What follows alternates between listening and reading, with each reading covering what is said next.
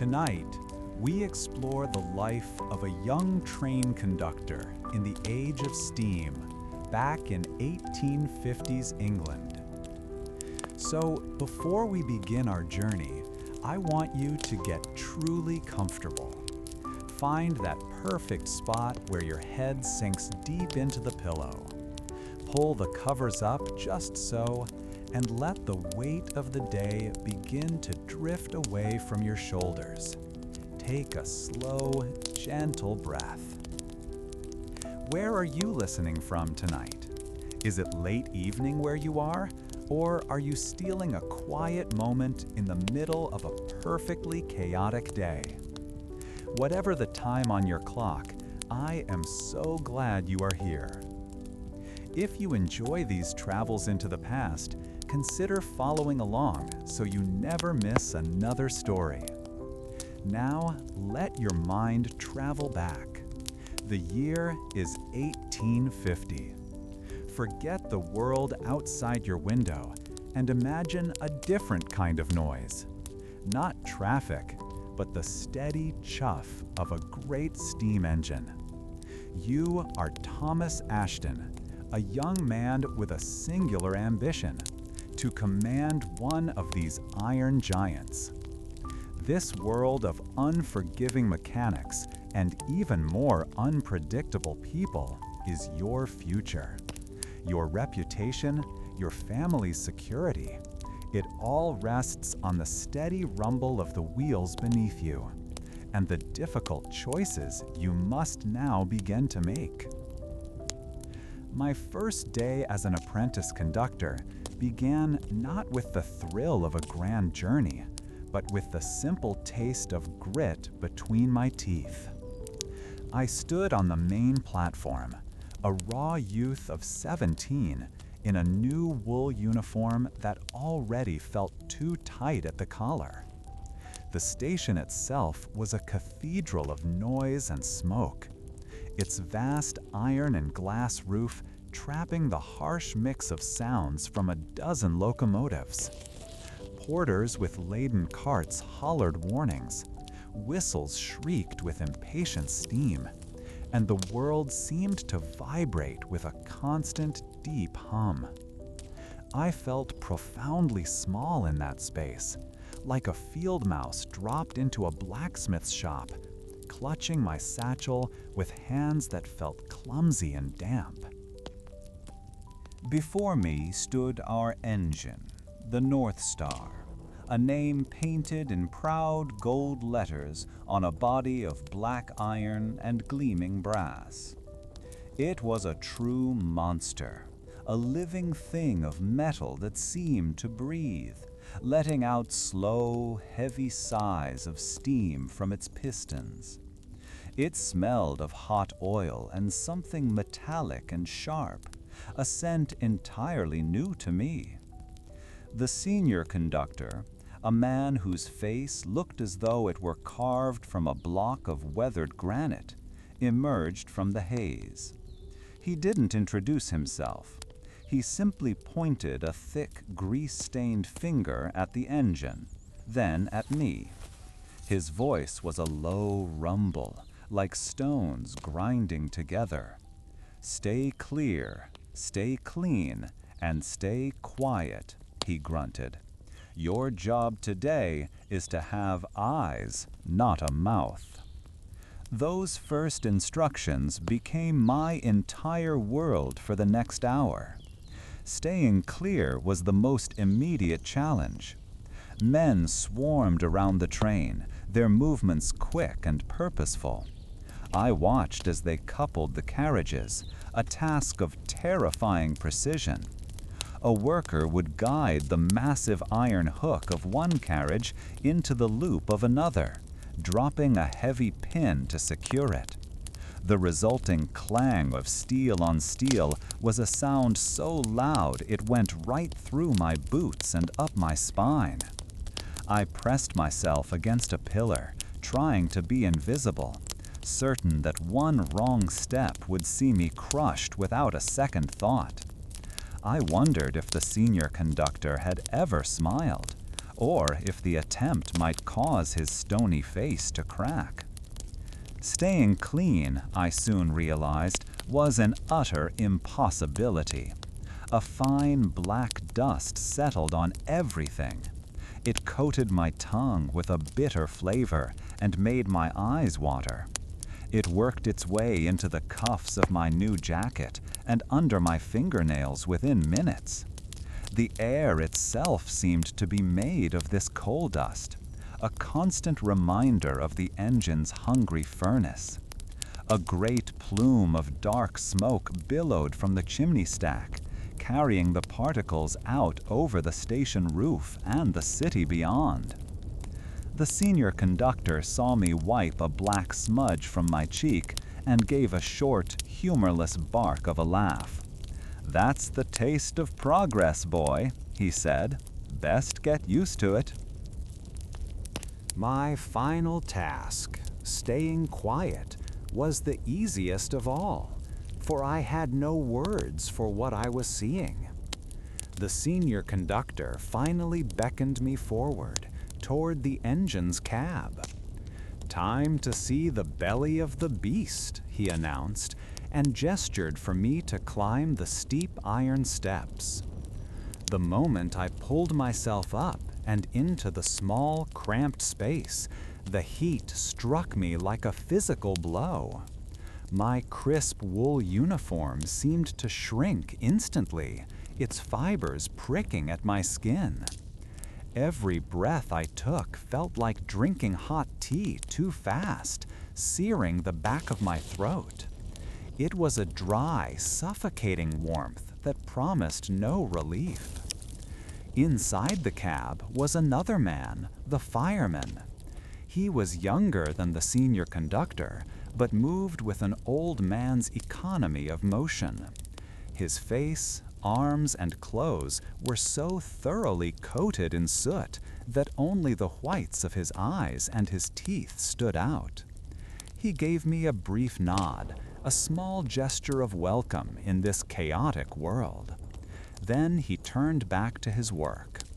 With a wide shovel, he scooped coal from the tender, the cart attached directly behind the engine, and heaved it through a small door into the firebox. Each time he opened that door, a wave of even more intense warmth washed over me, and a deep orange glow illuminated the cab with a furious light. The roar from that firebox was like standing at the very gates of a furnace. It was not just a sound, it was a physical force that vibrated through the floor plates and into the bones of my feet. The fireman worked in a steady, powerful rhythm, a dance of muscle and metal. He seemed entirely untroubled by the conditions that were already making sweat trace clean paths through the soot on my own neck. He moved with a practiced grace, knowing just where to place the coal, to keep the fire burning its hottest, feeding the engine the energy it needed to pull tons of wood and iron across the country. Then came the moment of waking. The senior conductor gripped a long lever, the regulator, which controls the flow of steam to the pistons. "Hold on to something," he ordered, his eyes fixed on the track ahead.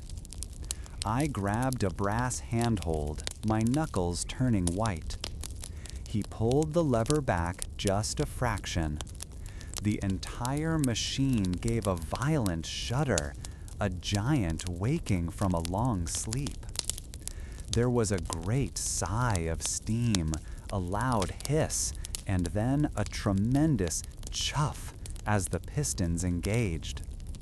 The wheels spun for a moment against the slick rails before they caught, and with a lurch that threw me against the back wall of the cab, we began to move. That first forward motion was the most unnatural feeling I had ever experienced. The ground wasn't just moving beneath me, it was being forcibly conquered, rail by rail. The rhythmic clatter of the wheels began, a steady beat that would become the music of my life. But for now, it was just another part of the jarring chaos. The senior conductor made a small adjustment to the regulator, and our speed increased. The cab swayed and jolted, and my only purpose was to cling to my handhold and try to keep my footing on the vibrating floor. It felt less like riding in a machine and more like being strapped to the back of an angry dragon. My designated job was simply to watch, to absorb everything, but every part of me felt as though it was being battered. The relentless noise made my ears ring, the vibration worked its way deep into my joints, and the constant swaying forced every muscle in my legs and back to work just to keep me upright. From this vantage point, I saw how the driver and fireman communicated with short, clipped phrases and hand signals, a private language developed for this roaring, shaking world. There was no room for error, no time for leisurely thought. Every action was precise, immediate, and born of long practice. We cleared the station and the city's edge, the engine's pace quickening as we met the open countryside. The buildings fell away, replaced by green fields that rushed past in a blur. The senior conductor leaned close, his voice raised to be heard over the din. 40 miles in an hour, he shouted, a note of pride in his gruff tone. Faster than any horse, faster than the wind. Some folks say it's an unnatural speed for a man to travel. This was a common fear I'd heard whispered, that such velocity could harm the body or even the soul. Here, in the heart of the machine, it felt both terrifying and magnificent. As the miles clicked by, I found a strange rhythm in the chaos. I learned to anticipate the lurch of the corners and brace myself accordingly. The taste of coal dust remained, but I was beginning to ignore it. The heat was still a constant presence, but I found myself wiping sweat from my brow without even thinking about it. I was becoming part of the machine's world, my body slowly adapting to its violent demands. The senior conductor watched me, his expression unreadable, and I knew this was my first, most fundamental test. The journey itself had only just begun. The raw power of this iron horse had challenged me in ways I was only starting to understand. The roar of the city and the taste of coal dust slowly fell away behind us. As we left the tangled maze of brick and smoke, the landscape opened into wide, rolling fields. For the first time, I felt a sense of space, a chance to draw a breath that didn't sting my lungs. The rhythmic clatter of the wheels on the rails was a steady, comforting drumbeat, a promise of distance covered. Sunlight streamed through the cab's small windows, and I watched patches of green and gold countryside slide past. This felt more like the adventure I had imagined, a journey through a painted landscape rather than a battle in a noisy, dirty yard. I allowed myself a small moment of peace, leaning against the vibrating wall of the cab and just watching the world go by. This calm, however, proved to be short-lived.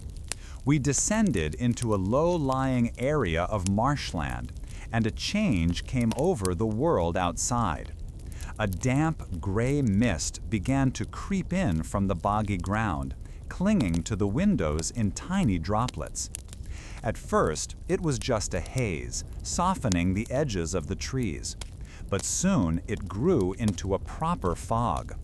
It wrapped itself around our engine until the world beyond our cab simply vanished. I could no longer see the front of our own locomotive, let alone the track ahead. The steady clatter of the wheels became a muffled, lonely sound, as if we were the only moving thing in a silent, gray emptiness. The chill of the damp air found its way through the seams of my coat, and I felt a shiver run down my spine that had nothing to do with fear, and everything to do with the deep, wet cold. Because of this enveloping blindness, the senior conductor moved closer, his expression more serious than ever. "Sight is a luxury, boy," he said, his voice sharp and clear above the engine's chuffing. "Today, you learn to hear." He pointed a thick finger toward the whistle cord, a braided rope hanging near the driver. In this soup, that whistle is our voice, our eyes, and our warning. It is the railway's only tongue, and you will learn its language. His words carried a weight that pushed the cold aside. This was not just another task. It was a fundamental lesson in survival. The train, which had felt so powerful moments before, now seemed fragile and blind, utterly dependent on this new form of communication I was about to learn. He began his instruction immediately, without any preamble. His tone was that of a drill sergeant, expecting instant understanding. One long blast means we are approaching a station or a major junction. It tells everyone on the ground to clear the way. He paused, letting his gaze rest on me to ensure I was listening. 2 short blasts are for the guard in his van at the rear. It's how we get his attention, tell him to check his brakes or prepare for a stop. He explained each signal as a tool, a precise instrument for a specific job. There was no room for confusion or artistry. It was a language of pure function, where a single mistake could lead to terrible consequences. I nodded, trying to fix the patterns in my mind, the sounds and their meanings becoming a new set of rules to live by. The lesson continued, the list of signals growing longer and more complex. A series of short, sharp bursts was the alarm for an obstruction on the line, a cry for immediate attention from anyone within earshot. Another combination was used to signal that we were reversing, a warning to yard workers. As he spoke, the chill of the fog seeped deeper into my bones. To chase away some of the cold, I pulled a small metal flask from my coat pocket and took a sip of the lukewarm tea inside. It was weak and tasted faintly of tin, but the small bit of warmth it offered was a welcome comfort as I struggled to absorb the torrent of new information. The responsibility felt immense, as if the safety of our entire journey now rested on my ability to remember these shrill calls. It was in that moment, as I capped my flask, that his test came. "Obstruction on the line ahead," he barked, his voice cutting through the muffled quiet of the cab. "What's the signal, boy?" My mind went blank for a single frozen second. The patterns jumbled together, the short and long blasts blurring into a meaningless noise in my head. I could feel his eyes on me, narrowed and impatient, as I fumbled through my memory. That one heartbeat of hesitation felt like an eternity. I finally found the answer, the sequence of sharp bursts, but before I could speak, he leaned in closer, his voice low and cold. "A heartbeat is the time it takes for a disaster to happen. You must know, not think." His words struck me with more force than a physical blow. The lesson was colder and harsher than the fog itself. He was not just teaching me a set of rules, he was trying to forge a new instinct inside me, an immediate reaction that bypassed thought and came directly from training. In this world of steam and iron, moving at speeds that were still new and frightening to mankind, hesitation was the most dangerous enemy of all.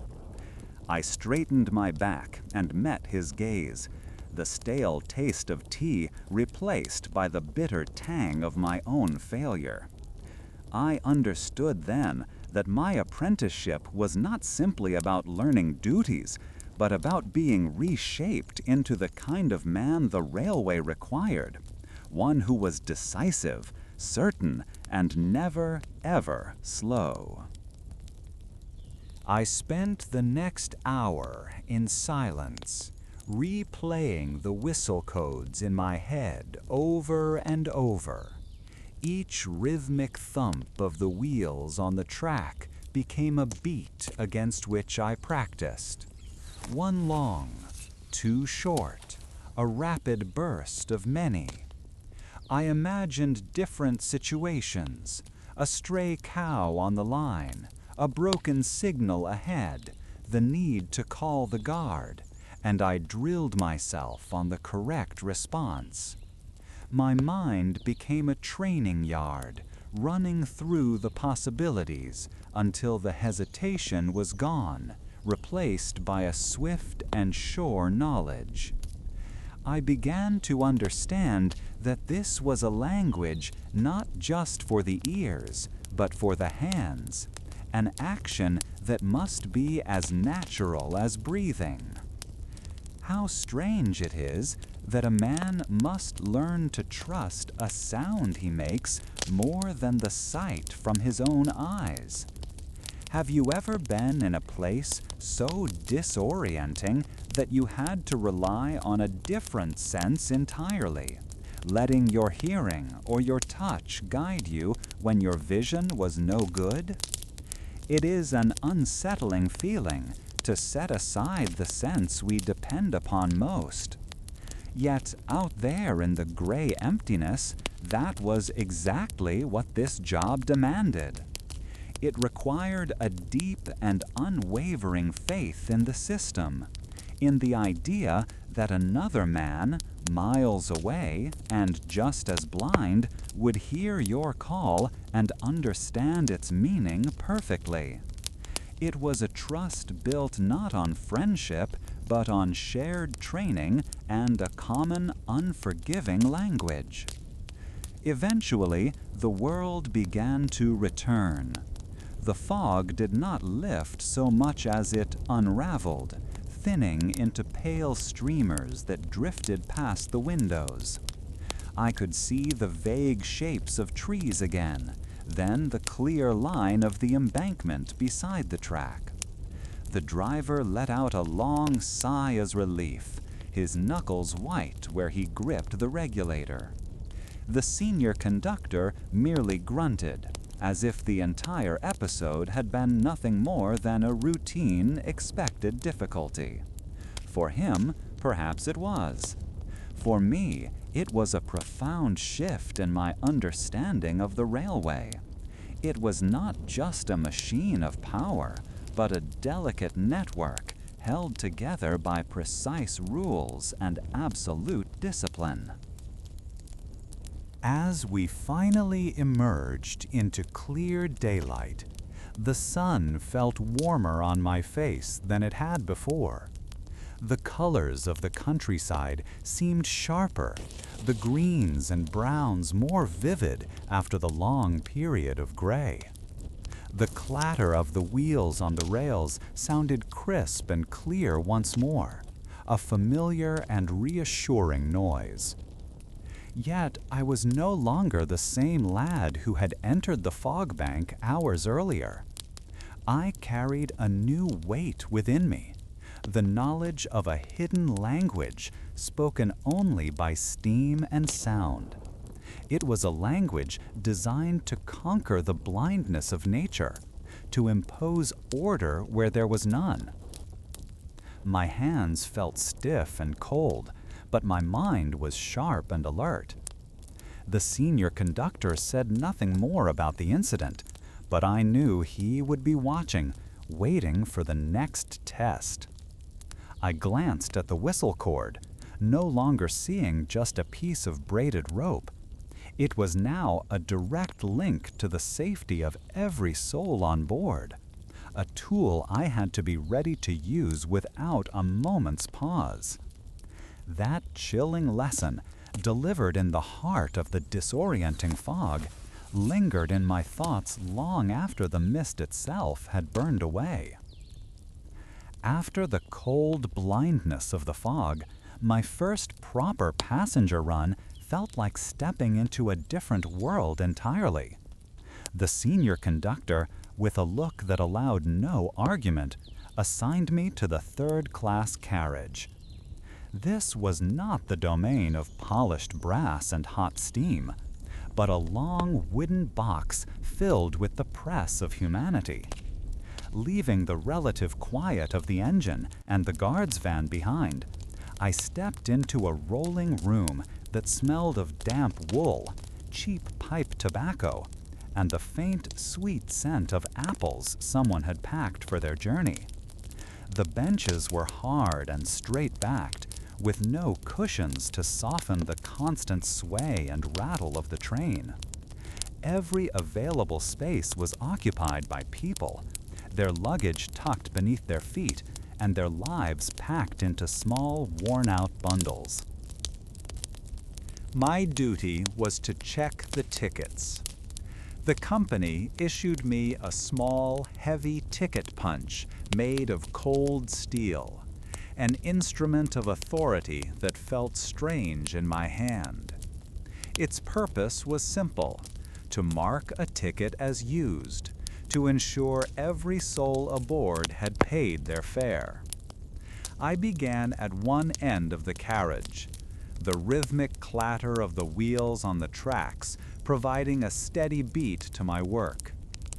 "Tickets, please," I said, my voice feeling thin and uncertain amidst the noise of coughing, hushed conversations, and a baby crying softly in its mother's arms. Most passengers were ready, holding out their small pasteboard cards with resigned patience. I punched each one with a satisfying click-snap, the small hole I created an undeniable mark of passage. It was halfway down the carriage that I came upon them. A small family, a man and a woman with two quiet children huddled close, their eyes wide with the wonder and fear of the journey.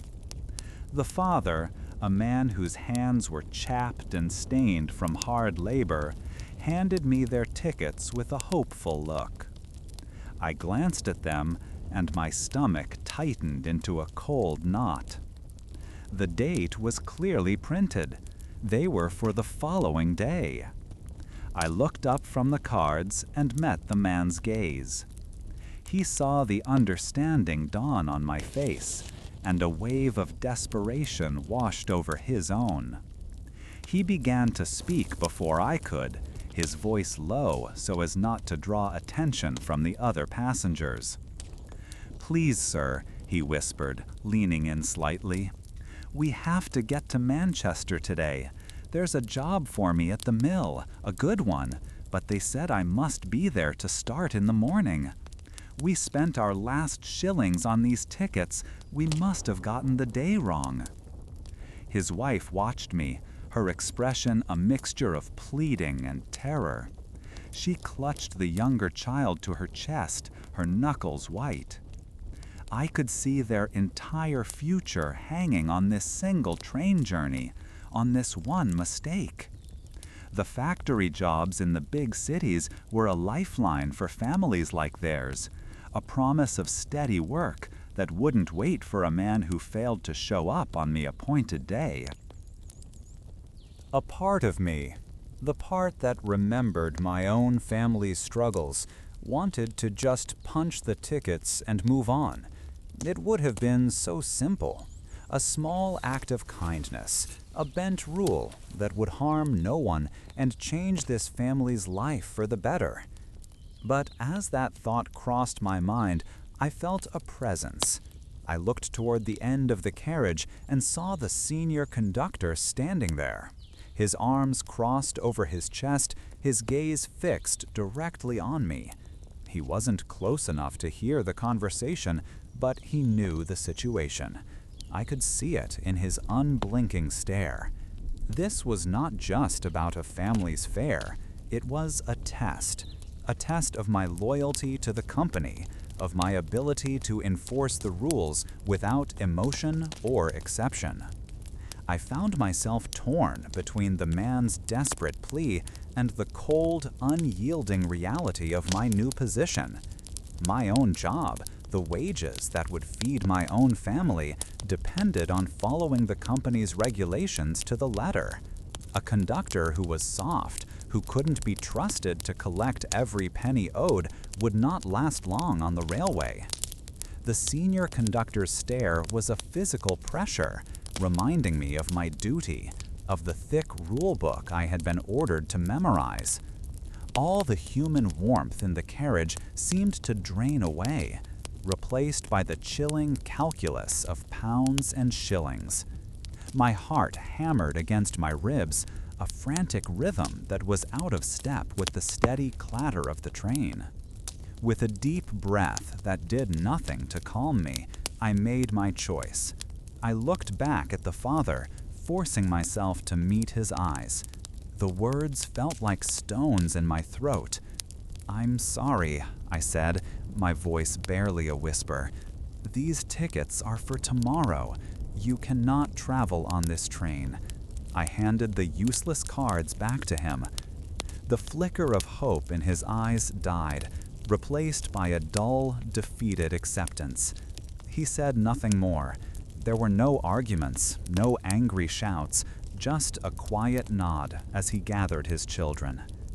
The shame I felt was a hot, creeping thing, burning my cheeks as I stood aside to let them pass.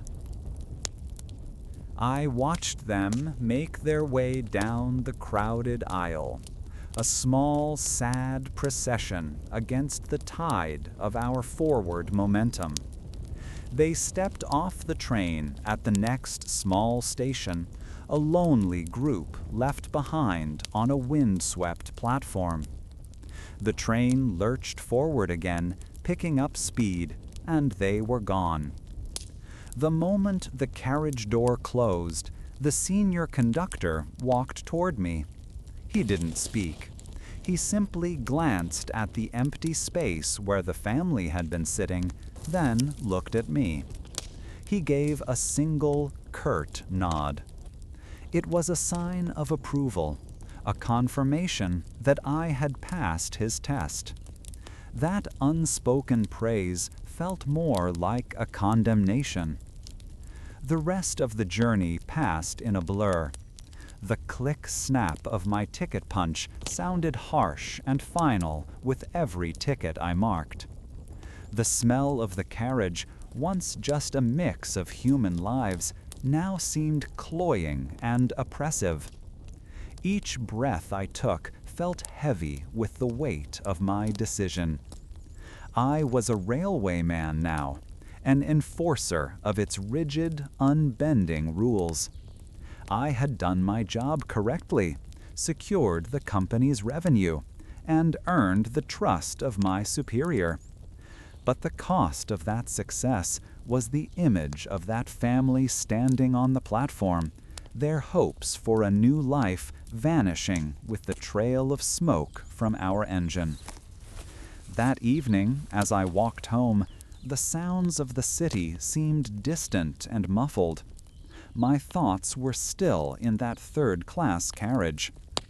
I understood then that a conductor's job was not merely about timetables and signals, but about navigating the difficult line between duty and decency.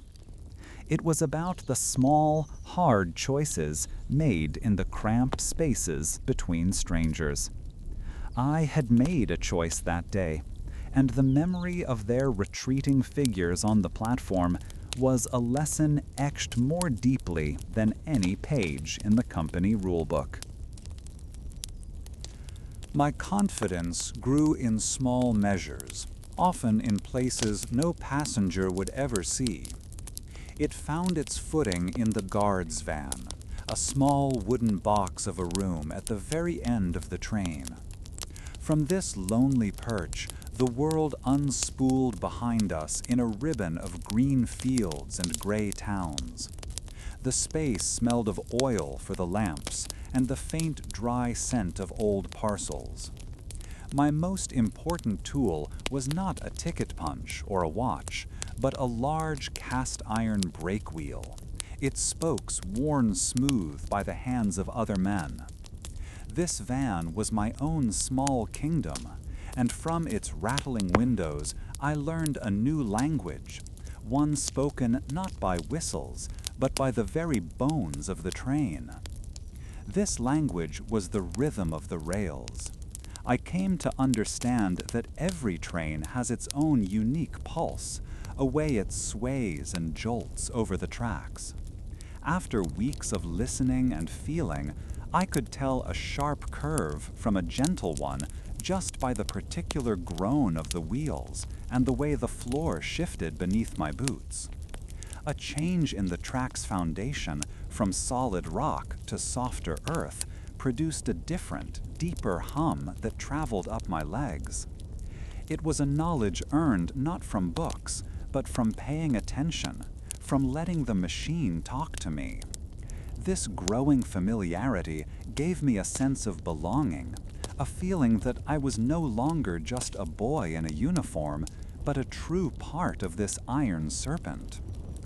We were on a long, winding descent through the hills one afternoon, a stretch of track known for its steepness.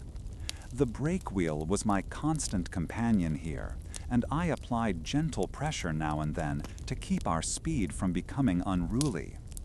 The wheels sang a high, steady song on the downward slope, a familiar tune that told me all was well. Through the open side door, I could feel a cool breeze carrying the scent of damp ferns and rich soil from the wooded cuttings we passed through. I watched the carriages snake ahead of me around a bend, their movement predictable and reassuring, a perfect picture of order and control.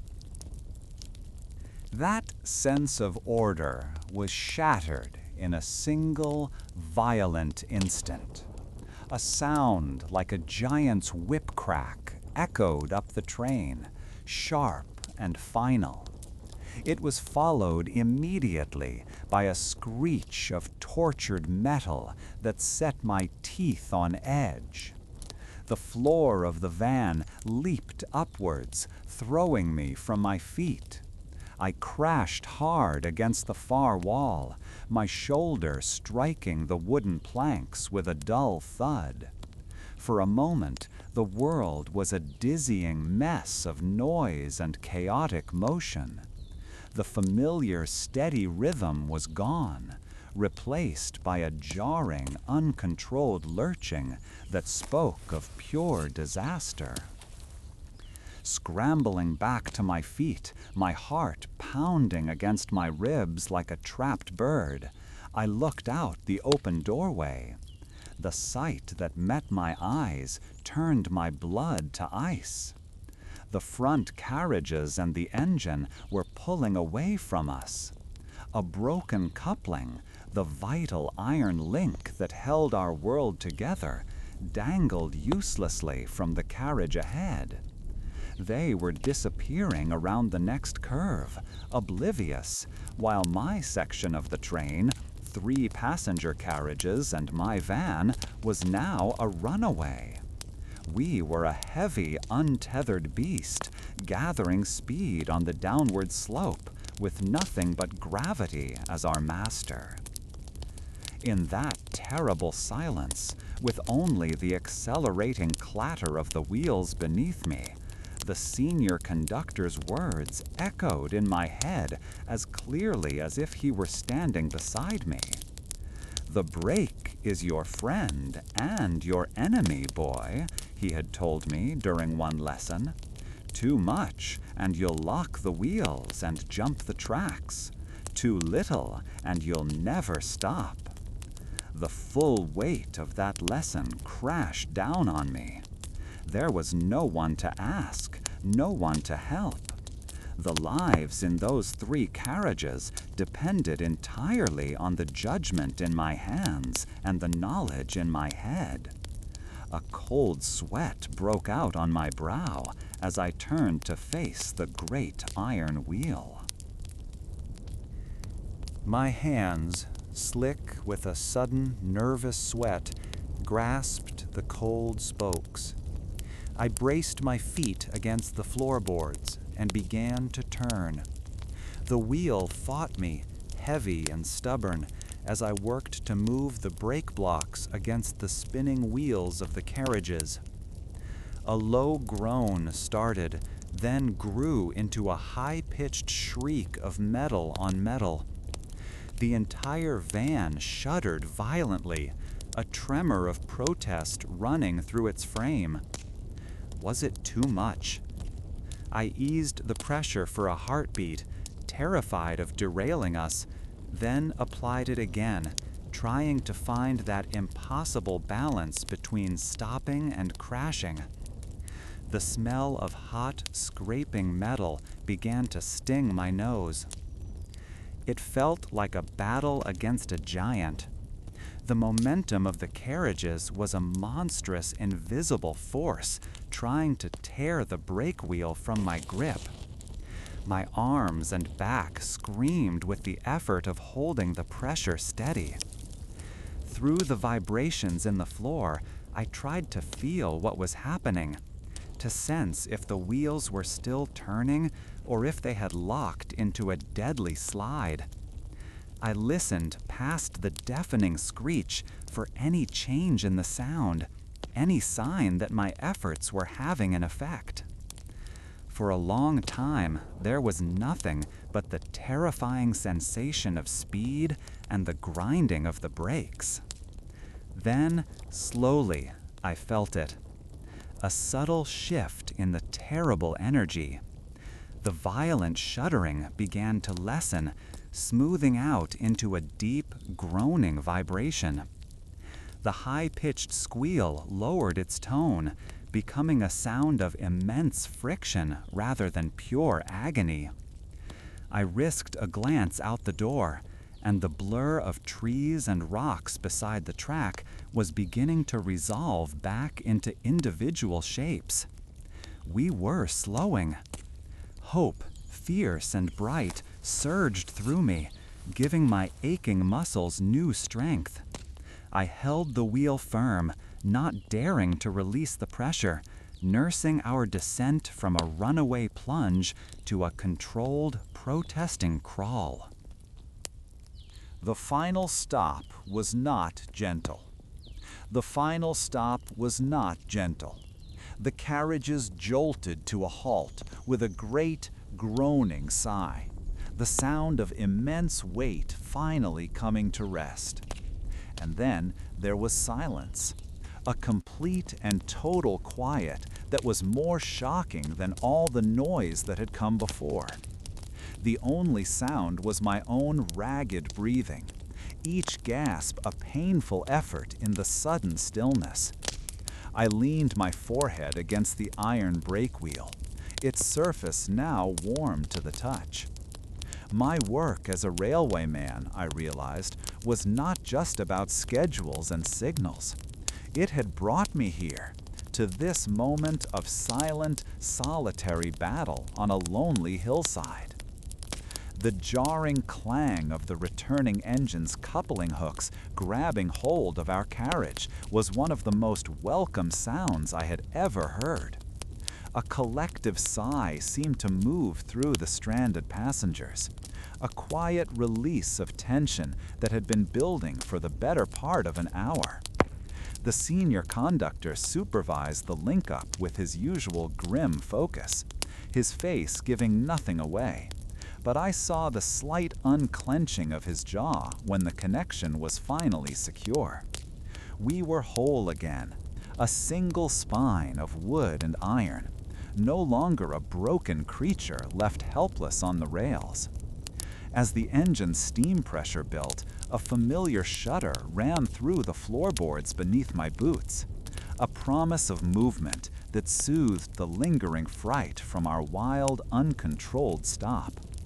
The rhythm of the rails, that steady click-clack that was the heartbeat of my new life, resumed its song, and my own pulse began to settle with it. We left the lonely hills of our near disaster behind, rolling into a wide open valley where the world seemed painted in greens and yellows. After the heart-stopping panic of the runaway carriages, the peacefulness of the countryside felt almost unreal. I leaned from my window in the guard's van, letting the clean air wash over my face, a welcome relief that carried the scent of freshly cut hay and something sweet like clover. My uniform, which had been damp with cold sweat, began to dry, and the warmth on my skin felt like a blessing. Farmers worked their fields, pausing to watch us pass, their movements slow and unhurried in the afternoon light. It was a world away from the frantic, soot-stained urgency of the city stations. This, I thought, was the part of the job that no one spoke of. These quiet moments of beauty between the chaos. It was in the midst of this calm that I saw it. To our right, just beyond the railway embankment, a horse and cart lay on its side in a ditch. The cart's wheel was splintered, pointing uselessly toward the sky. A man, his hat gone and his clothes smeared with dirt, was waving his arms in a wide, desperate motion. Beside the wreckage, a splash of color on the green grass was a woman's dress, and she was not moving. My breath caught in my chest. The peaceful scene was instantly shattered, replaced by the sharp-edged reality of a terrible accident. The man's frantic gestures were not a greeting. They were a plea for help. The entire image burned itself into my mind in the second it took for our train to draw level with them. The senior conductor had seen it too. He was already turning away from the window, his expression hardening back into the familiar granite mask of duty. "Tragic," he stated, his voice flat and final. "We'll send word from the signal box at Green Hollow. They'll get a doctor out to them." He pulled out his pocket watch, the silver case gleaming. "We're already 40 minutes behind schedule. This is the Great Western Express. We do not make unscheduled stops." His words were like iron bars slamming down, the absolute law of the railway. Every ounce of my training, every rule I had been taught, screamed that he was right. To stop a train of this importance was to throw the entire line into disarray, a cascade of delays and confusion that could affect services all the way to London. But as I stood there, the rulebook warring with the image of the still figure on the grass, another picture forced its way into my thoughts. I saw the faces of the small family on the platform, the father's pleading eyes, the children's confused expressions as I turned them away. I remembered the weight of my own shame as our train pulled out, leaving them behind over a matter of a few shillings and a date on a ticket. That moment had left a sour taste in my mouth for weeks. The senior conductor saw my hesitation, and his eyes narrowed. "Ashton," he warned, "do not even consider it. Your duty is to this train, to these passengers, and to the company's timetable." His voice seemed to come from a great distance. The rhythmic clatter of the wheels on the rails sounded like a ticking clock, each second carrying us further from the accident, further from the chance to help. My stomach was a tight knot of indecision. My career, my very livelihood, depended on obeying this man. A report of insubordination would see me dismissed without a reference, cast out from the only profession I had ever wanted. Yet the memory of that family was a burning coal in my gut. I had followed the rules then, and the cost had been a piece of my own self-respect. I looked from the senior conductor's stern face to the rapidly shrinking scene in the field behind us. "Sir," I said, and I was surprised by the steadiness of my own voice. "With respect, a timetable can be remade." I turned to face him fully, my hands clenched into fists at my sides. "A life cannot." For a long moment, he just stared at me. I expected a roar of fury, an immediate dismissal. Instead, I saw something flicker in his gaze. Not anger, but a deep, weary appraisal, as if he were measuring me for the first time. He was a man who had spent 30 years serving the railway, a system built on unbending precision.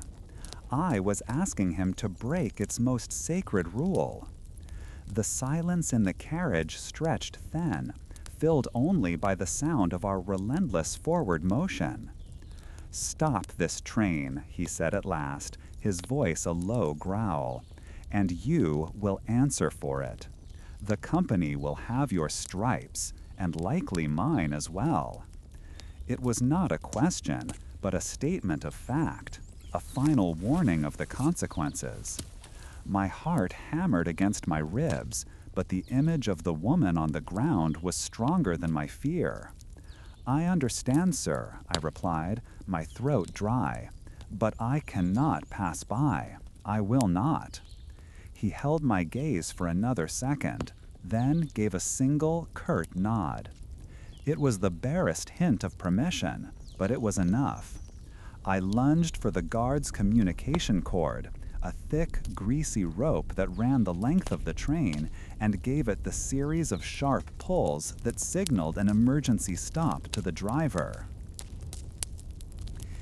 The effect was immediate and violent. A piercing screech of metal on metal filled the world as the brake blocks bit into the wheels. The entire train shuddered, throwing me against the wall. From the passenger carriages came a sound of alarm, a jumble of shouts and cries as people were jolted from their seats.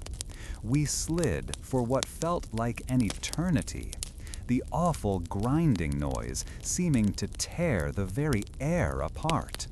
Finally, with a great groan, we came to a halt.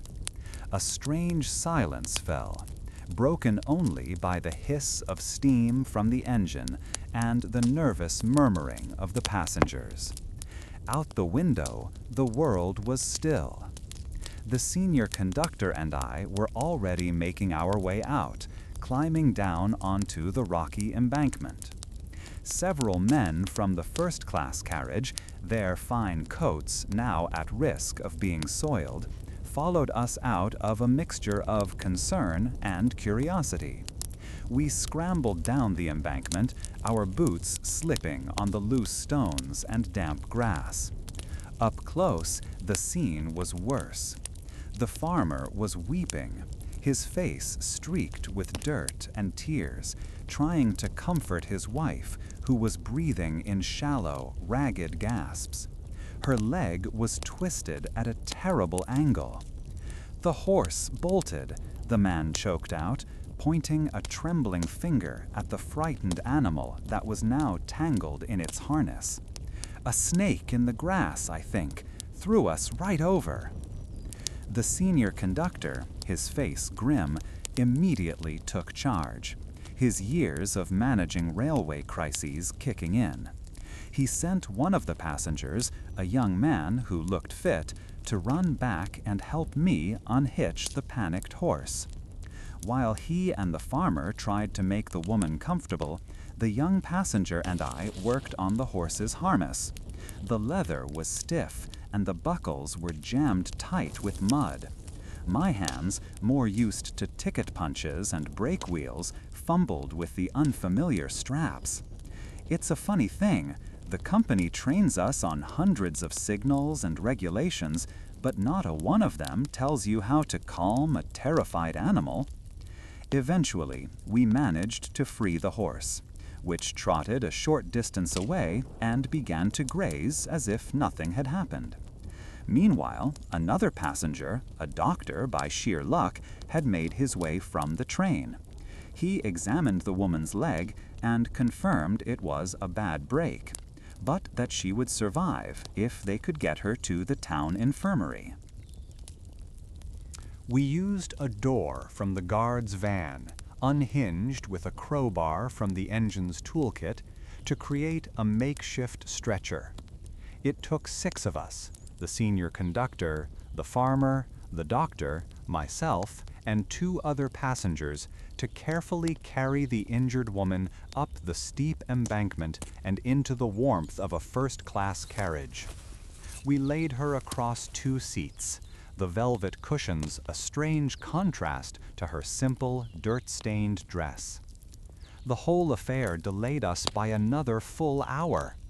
As we finally got moving again, the reprimand we would face at the next major station felt like a storm cloud gathering on the horizon.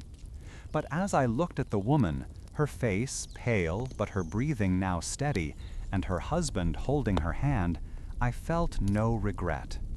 The certainty of my decision settled deep in my bones, a feeling both heavy and true.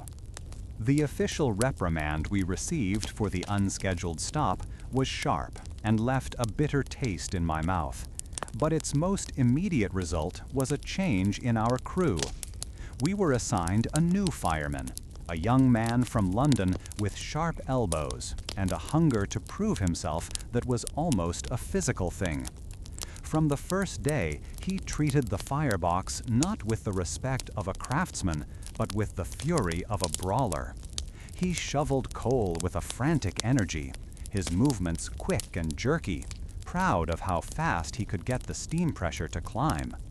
His face, perpetually smudged with soot, was set in a permanent sneer, as if he believed every man around him was a lazy fool holding him back from some great destiny. Because of this constant push for more power, the entire engine felt different. It was a subtle shift at first, a new tension in the frame that I could feel through the soles of my boots.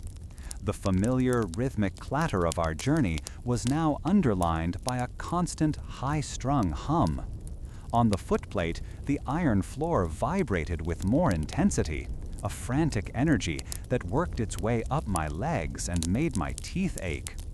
The senior conductor was often in the passenger carriages, handling manifests and dealing with the first-class travelers, leaving me to oversee the cab. This new responsibility felt like a lead weight in my gut, especially with a man who seemed determined to tear the engine apart through sheer ambition. One afternoon, while running a fast mail service through the flatlands, I noticed the needle on the boiler's pressure gauge. It was a delicate brass instrument, the single most important measure of the barely contained power in the engine's belly. The needle, which should have hovered just below the red safety mark painted on the dial, was creeping steadily past it. At the same time, the engine began to make a high-pitched sound, a thin, sharp whine that cut through the roar of the fire. It was the sound of metal under a strain it was never meant to bear, a sound that made the hairs on my arms stand on end. I looked at the fireman, but he was grinning. sweat tracing clean lines through the grime on his face, proud of the speed we were making. My mouth went dry. Every story of a boiler explosion I had ever heard rushed into my mind. Tales of men turned to steam and iron shredded like paper. The acrid smell of superheated oil began to mix with the coal smoke, burning my throat with each breath. The senior conductor was several carriages away, completely unaware of the danger brewing in the heart of his own engine. The responsibility fell squarely on my shoulders. "Ease off the fire," I said, trying to keep my voice steady over the racket.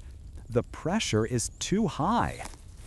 The fireman glanced at the gauge and then back at me, his lip curling. "Are you afraid of a little speed, conductor?" he sneered, his voice dripping with challenge. "This is how the express trains are run in London.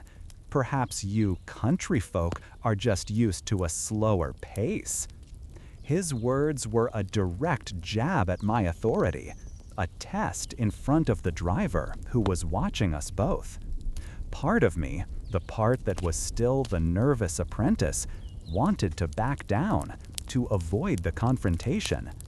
But the other part, the part that had stopped a runaway train and knew the feel of the rails, understood that this was not about pride. It was about survival. I planted my feet on the shuddering floor plates and met his gaze. The heat from the open firebox washed over me, making my skin feel tight and raw.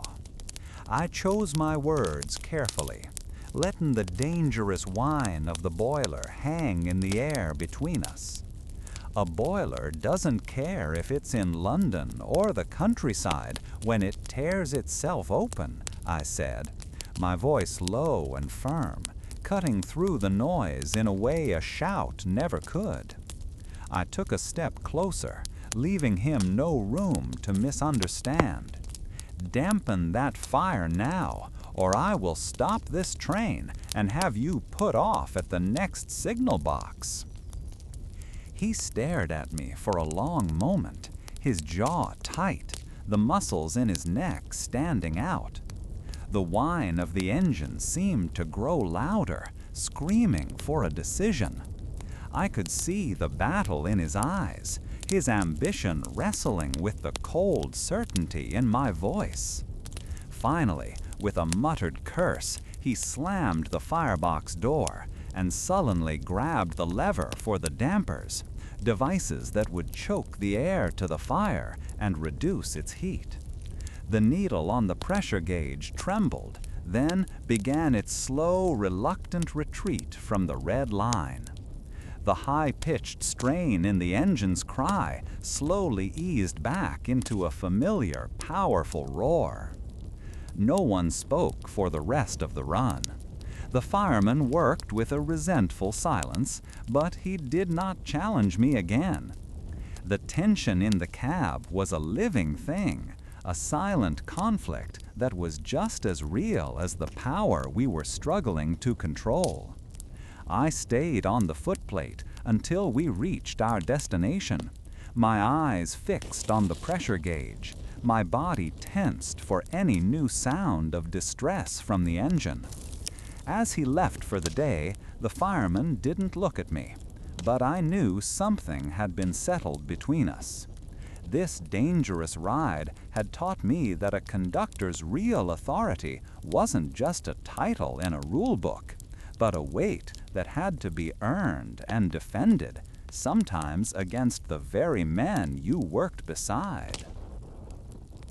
The uneasy truce in our engine cab lasted for a few weeks, a quiet, simmering thing, like a kettle just before it boils. The new fireman did his job with a sullen efficiency, his movements sharp and his face closed off. I kept my peace, focusing on my duties, but a tension remained between us, a brittle layer of ice over the deep, rumbling heat of the firebox. This unease followed us out of the grime of the city and into the countryside, which had been transformed by endless, dreary rain. For what felt like a month, the skies had been a uniform gray, and the world beyond our windows was a sodden green, dripping from every leaf and branch. Fields turned to shallow lakes, and the ditches alongside the tracks ran like proper rivers. This constant wetness changed the very character of our work. The simple act of getting a good grip on a handrail became a conscious effort, the metal always slick and cold beneath my gloves.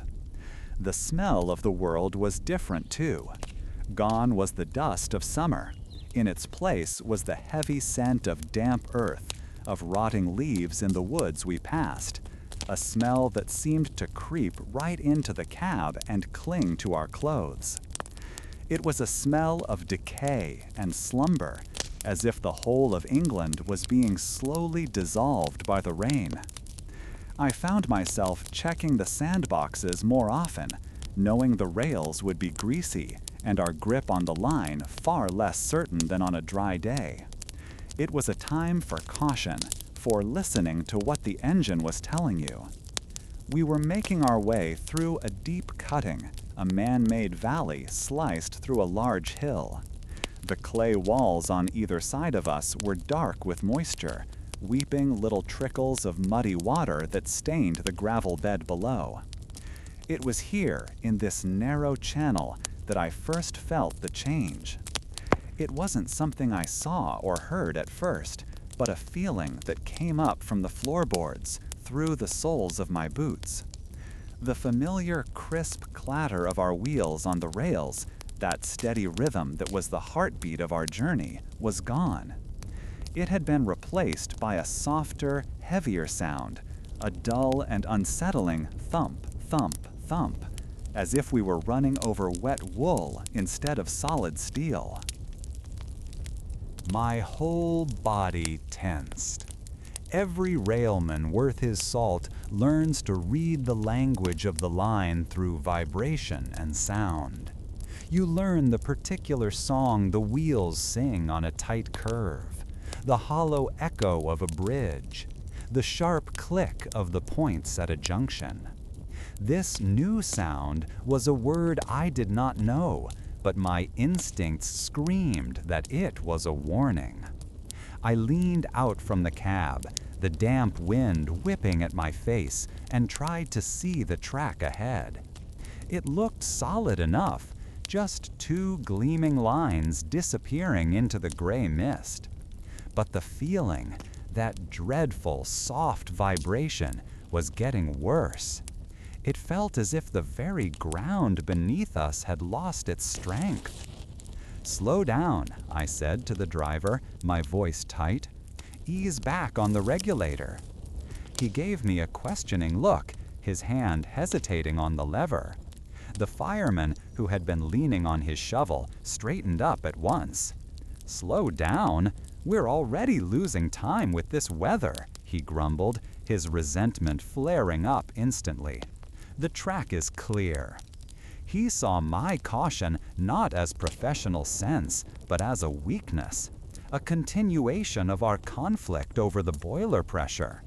His pride was still smarting, and he was eager to challenge any decision I made, to prove my judgment faulty. His words hung in the cab, a direct accusation of cowardice. I ignored him and looked directly at the driver, an older man with years of experience. "There's something wrong with the roadbed," I insisted, pointing down with my thumb. "I can feel it. The track is soft." To an outsider, it might have sounded like madness, a decision based on a ghost of a feeling. But a good driver knows that an engine talks to you, and a good conductor listens.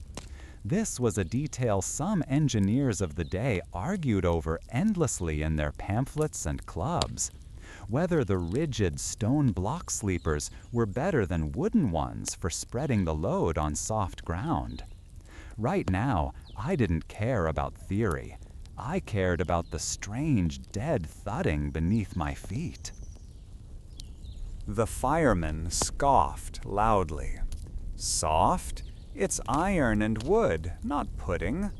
He clearly believed my previous caution with the boiler was a sign of a timid nature, and now he saw another chance to paint me as overly fearful, a man unfit for the pressures of the main line. The driver, caught between my authority and the fireman's scorn, looked torn. The demands of the company timetable were a powerful force, a constant pressure on every crew to push ahead, to make up for lost minutes. To slow down without a visible reason was to invite questions and potential reprimand. My mind raced. I could order him to slow, pull rank, and force the issue, but that would only deepen the divide in our crew, making future journeys even more difficult. Instead, I chose to trust that the driver's own experience would recognize the truth in my words. Just for this cutting, I urged, my voice low but firm, letting the certainty I felt resonate in my tone. Let's just ease through until the ground is higher. What harm can it do? I saw the flicker of understanding in his eyes. He had felt something too, perhaps, or maybe he simply saw that my conviction was absolute. With a reluctant sigh, he nodded and eased back the regulator. The powerful chuffing of the engine softened, our speed dropping noticeably. The fireman threw his shovel down with a clang of disgust, turning his back to us in a clear show of contempt. He could not see what was coming, but my entire being was focused on the unsteady feeling of the track. The dull thudding continued, a slow, worrying pulse that traveled up my legs. We crept forward, the hissing of steam and the groaning of the pistons sounding unnervously loud in our reduced pace. Every second felt stretched, each turn of the wheels a gamble. No sooner had our momentum fallen to little more than a walking pace than it happened. Ahead of us, not 50 yards away, the steep, rain-soaked wall of the cutting seemed to dissolve. It was not a sudden crash, but a horrifying, quiet slump. A great section of the clay embankment, heavy with water, simply gave way. It slid downwards in a thick, flowing river of mud, rocks, and uprooted turf. The movement was almost silent, a deep, liquid rumble that was swallowed by the sheer volume of the earth. It spilled across the tracks where we would have been moments before, burying them completely under a glistening brown wave. Our driver slammed the brake lever hard. The train shuddered violently, the scream of metal on metal echoing off the opposite wall of the cutting as the wheels locked. We jolted to a halt, so close that spatters of wet mud flew up and hit the front of our engine. An absolute silence fell inside the cab, broken only by the gentle hiss of steam from the safety valve and the soft drumming of rain on the iron roof. We all stared at the wall of earth that now blocked our path, a scene of quiet, total devastation. The fireman was frozen, his face a pale mask of shock. His earlier arrogance vanished. In that long, silent moment, the truth of our situation settled upon us. We were safe, but we were utterly trapped. The landslide blocked the track in front, a barrier that would take a work crew days, maybe weeks, to clear. And the driver was already shaking his head, looking back the way we had come. "No going back," he said, his voice barely a whisper. "If this section gave way, the track behind us is likely just as unstable. We'd be fools to risk our weight on it." He was right. We were stranded in our own man-made canyon. The shouting from the passenger carriages began a few moments later, a confused and frightened mix of sounds that jolted us back to our duties. I took a deep, steadying breath, the cool, damp smell of the raw earth filling my senses. The immediate danger was over, but a new and more complicated challenge had just begun. The firemen wouldn't meet my eyes. There was no need for words, no need for blame or for claiming I was right. The sight of that mountain of mud did all the talking necessary. We were alive because of a feeling, a vibration in the soles of my boots. I held on to the cold brass of the handrail, feeling the fine tremble of the cooling engine. The weight of that decision and the knowledge of how close we had come settled deep within me, a lesson more profound than any rulebook could ever teach. The hissing of the steam was the last breath of our engine, and as it faded, a profound silence fell over the cutting. For a moment, all I could hear was the frantic thumping of my own heart against my ribs, and the gentle drumming of rain on the metal roof above me. Outside the cab window, there was nothing but the slick, brown wall of the collapsed embankment and the gray, weeping sky. We were trapped.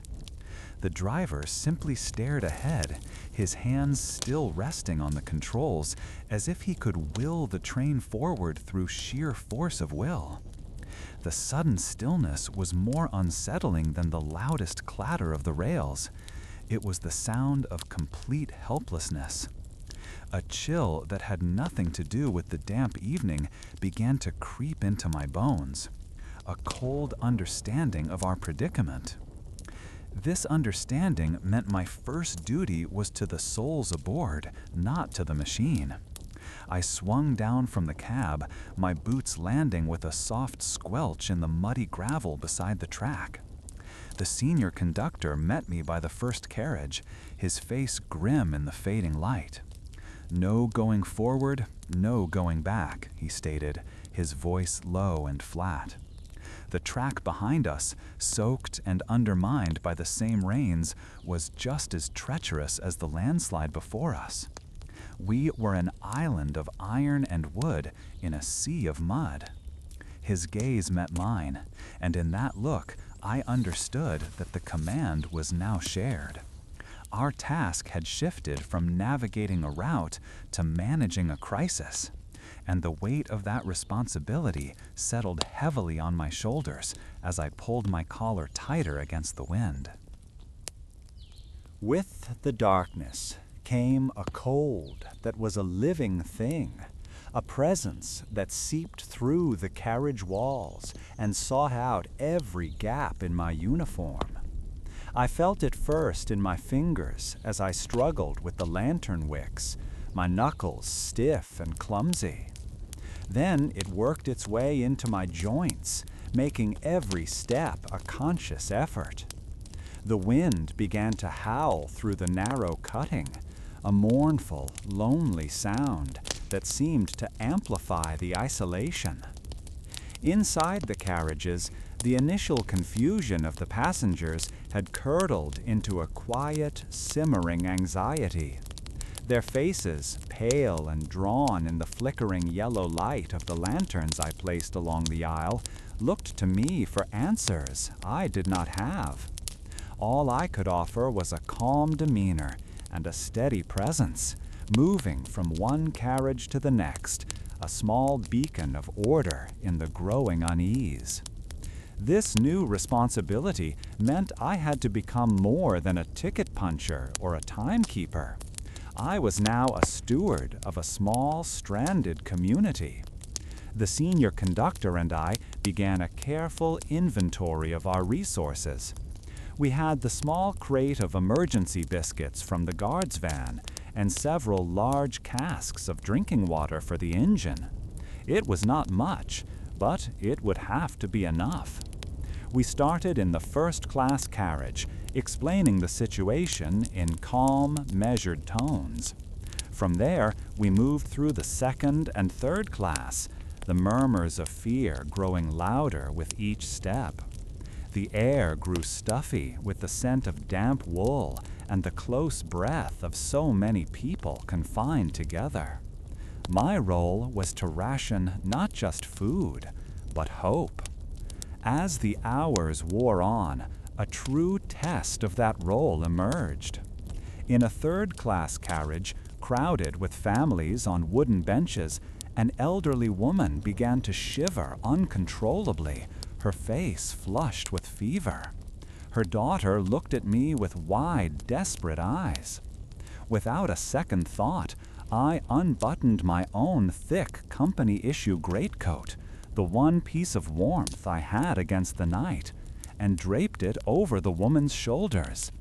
The rough wool, still holding some of my own body heat, was a small comfort. Her daughter murmured her thanks, and in that moment I felt the memory of the family I had once turned away from a train platform sting me. This small act of kindness felt like a tiny payment on a long-held debt. Not everyone accepted our situation with such quiet dignity.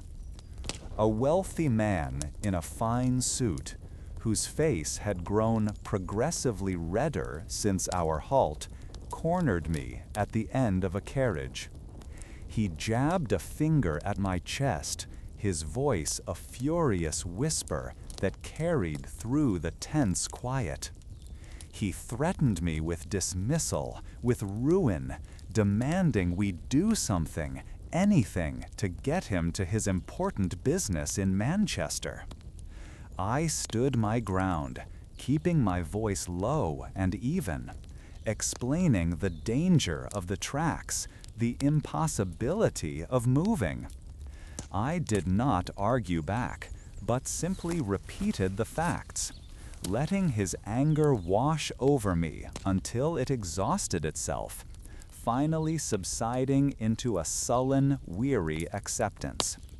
He slumped back into his seat, a portrait of impotent fury, and I realized how much I had changed from the boy who feared a stern glance from his superior. To keep a sense of order, the senior conductor and I established a routine.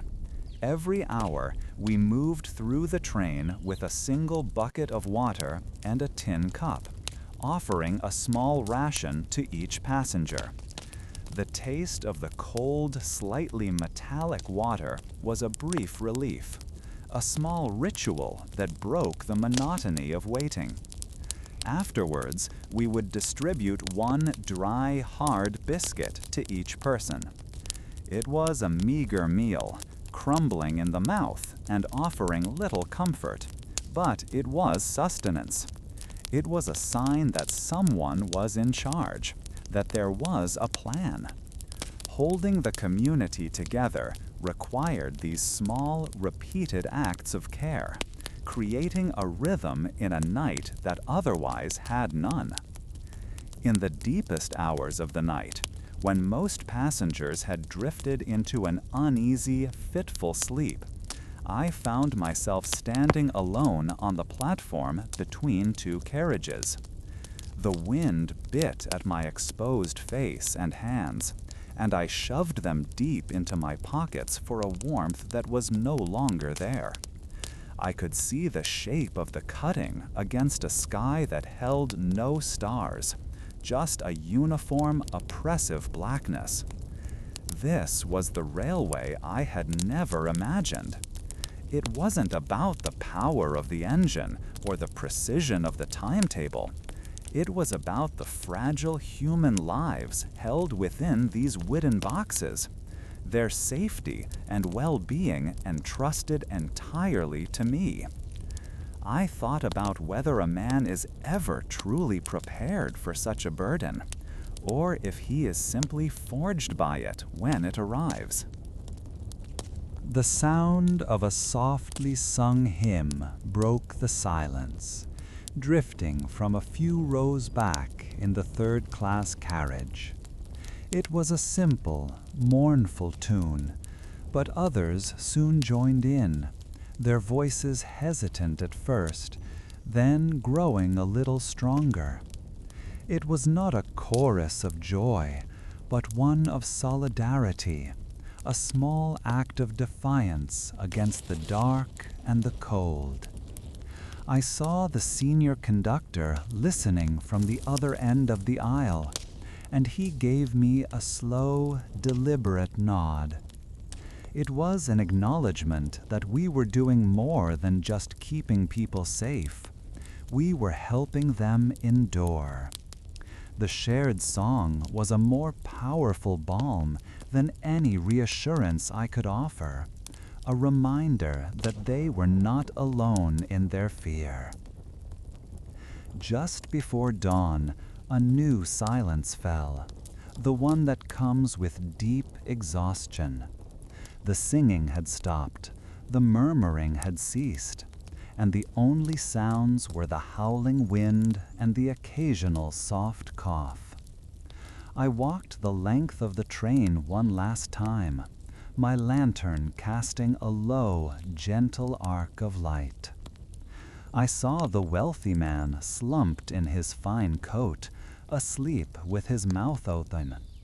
I saw the sick woman breathing more easily under my coat, her daughter asleep with her head on her mother's lap.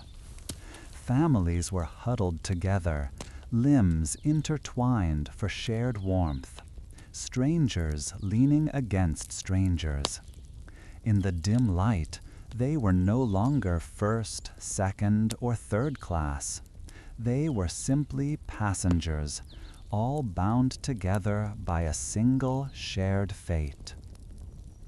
When the first pale gray light of morning finally filtered into the cutting, it revealed a landscape of weary survival.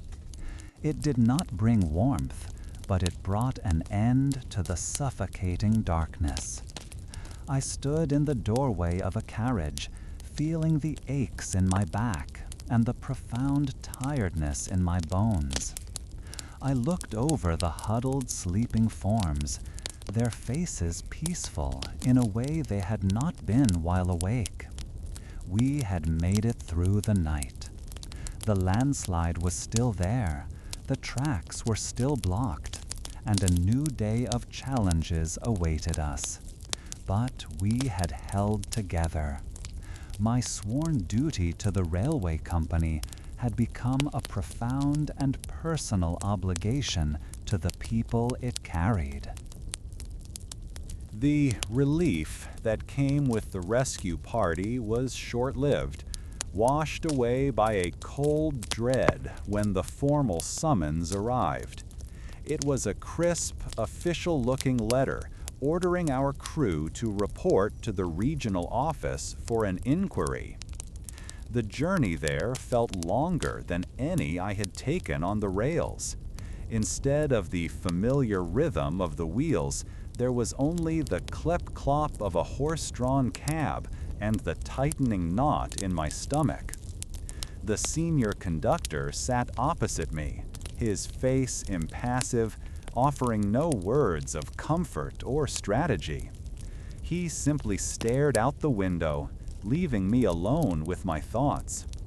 I replayed the events over and over, the change in the sound of the wheels, the soft thudding that traveled up through my boots. It was a feeling, an instinct, and I feared that would not be enough for men who lived by ledgers and timetables. We were led into a small, formal office where the very quietness felt like an accusation. The room smelled of old paper and the damp wool of our uniforms. 3 company officials sat behind a large mahogany desk, their faces stern and unreadable. One of them, a man with spectacles perched on his nose, was writing with a steel nib pen that made a faint, constant scratching sound. That small noise seemed to fill the entire room. I sat on a hard wooden chair with a ramrod straight back that offered no comfort, my hands clasped so tightly in my lap that my knuckles were white. The silence stretched on, broken only by the scratching pen and the ticking of a large clock on the wall, each tick marking a moment closer to a judgment that could end my career before it had truly begun. They called upon the fireman first. He stood with a false confidence, his face still bearing a trace of soot near his hairline. His voice was steady as he told them his version of events, a version where I was the villain. He spoke of my unnecessary caution, claiming my insistence on slowing down was the sole reason we were caught by the landslide. According to him, if we had maintained our scheduled speed, we would have been miles clear of the danger.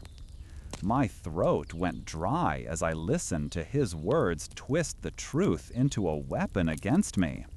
He was saving his own skin by sacrificing mine.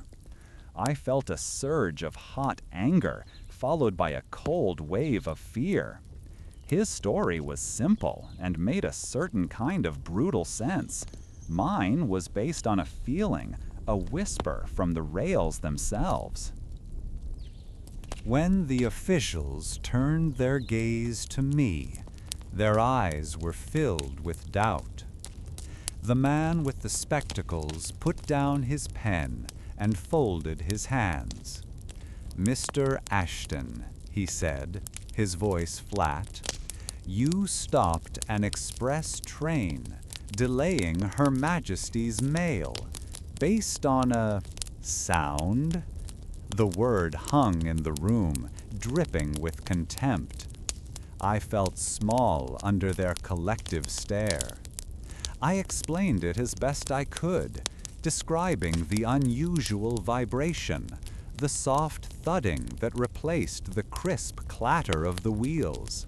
I spoke of how years of listening to the rhythm of the rails teaches a man its language, its warnings. But I could see it in their faces. They dealt in tangible things, coal, steam pressure, and time. My explanation sounded like a flimsy excuse, the fanciful tale of an inexperienced conductor who had lost his nerve. The quiet in the office became immense, pressing down on me. The company was losing a great deal of money and prestige over the blocked line. They needed someone to blame, and a young, cautious conductor was a much easier target than an act of God. The officials murmured to each other, their voices too low for me to hear. This was the moment I had dreaded. My career, my family's future, it all rested on the words of these men who saw the world as a column of figures. It was a known debate in the railway world. Did you trust the man on the engine with his hands-on knowledge, or the newfangled safety regulations and rigid timetables dictated from an office miles away? I was learning firsthand that the company men always trusted the paper first. Finally, they turned to the senior conductor. "And you, sir, you were in command. You permitted this halt?" I held my breath, my heart pounding against my ribs. I expected him to protect himself, to give a carefully worded statement that placed the final decision on me while absolving him of any true responsibility. It was the sensible thing to do, the way a man with his years of service would secure his own position. He could say he deferred to my judgment as the man on the spot, a phrase that would sound supportive while neatly shifting the blame. He had every reason to let me fall. Instead, he stood up slowly, his height seeming to diminish the officials behind their grand desk. He did not look at me, but stared directly at the man with the spectacles. "Thomas Ashton's caution," he began, and his voice was not loud, but it filled the room with an undeniable authority, "is the only reason you are conducting an inquiry and not a mass funeral." A stunned silence fell. He felt the danger when no one else did. He trusted his training and his senses over the timetable. He saved this train, every passenger on it, and the mail you're so concerned about. He let his words sink in before adding, "I did not permit him to slow the train. I ordered the driver to do so because my junior conductor was correct." The shift in the room was immediate. The officials looked at one another, their expressions of certainty now gone. The senior conductor's reputation was unshakable. He was one of the first men to work the Great Northern Line. His word was as solid as the iron rails themselves. A quick, whispered conference took place behind the desk. The lead official cleared his throat. His tone entirely changed. The fireman was dismissed on the spot, not just for his testimony, but for his previous recklessness with the boiler. I was formally exonerated, with a commendation for vigilance under pressure to be added to my record. The relief washed over me so powerfully, my knees felt weak as I stood. We walked out of that stuffy office and into the cool afternoon. The senior conductor said nothing for a long moment. He simply stopped, pulled out his pocket watch, and checked the time as if nothing extraordinary had happened. Then he looked at me, and for the first time, I saw something beyond the stern mentor in his eyes. It was a look of deep, solid respect. He gave a single curt nod, then turned and walked toward the station. He had not only saved my career, he had publicly claimed my decision as his own, binding his reputation to mine. The true meaning of his words and the responsibility that trust now placed upon me would take root and grow in the days and weeks ahead. The inquiry's conclusion felt like a door swinging open into a different world. With the senior conductor's endorsement, my caution was not seen as a weakness, but as a strength. Consequently, the company saw fit to grant me a promotion, a responsibility that both thrilled me and settled a cold weight of expectation in my gut.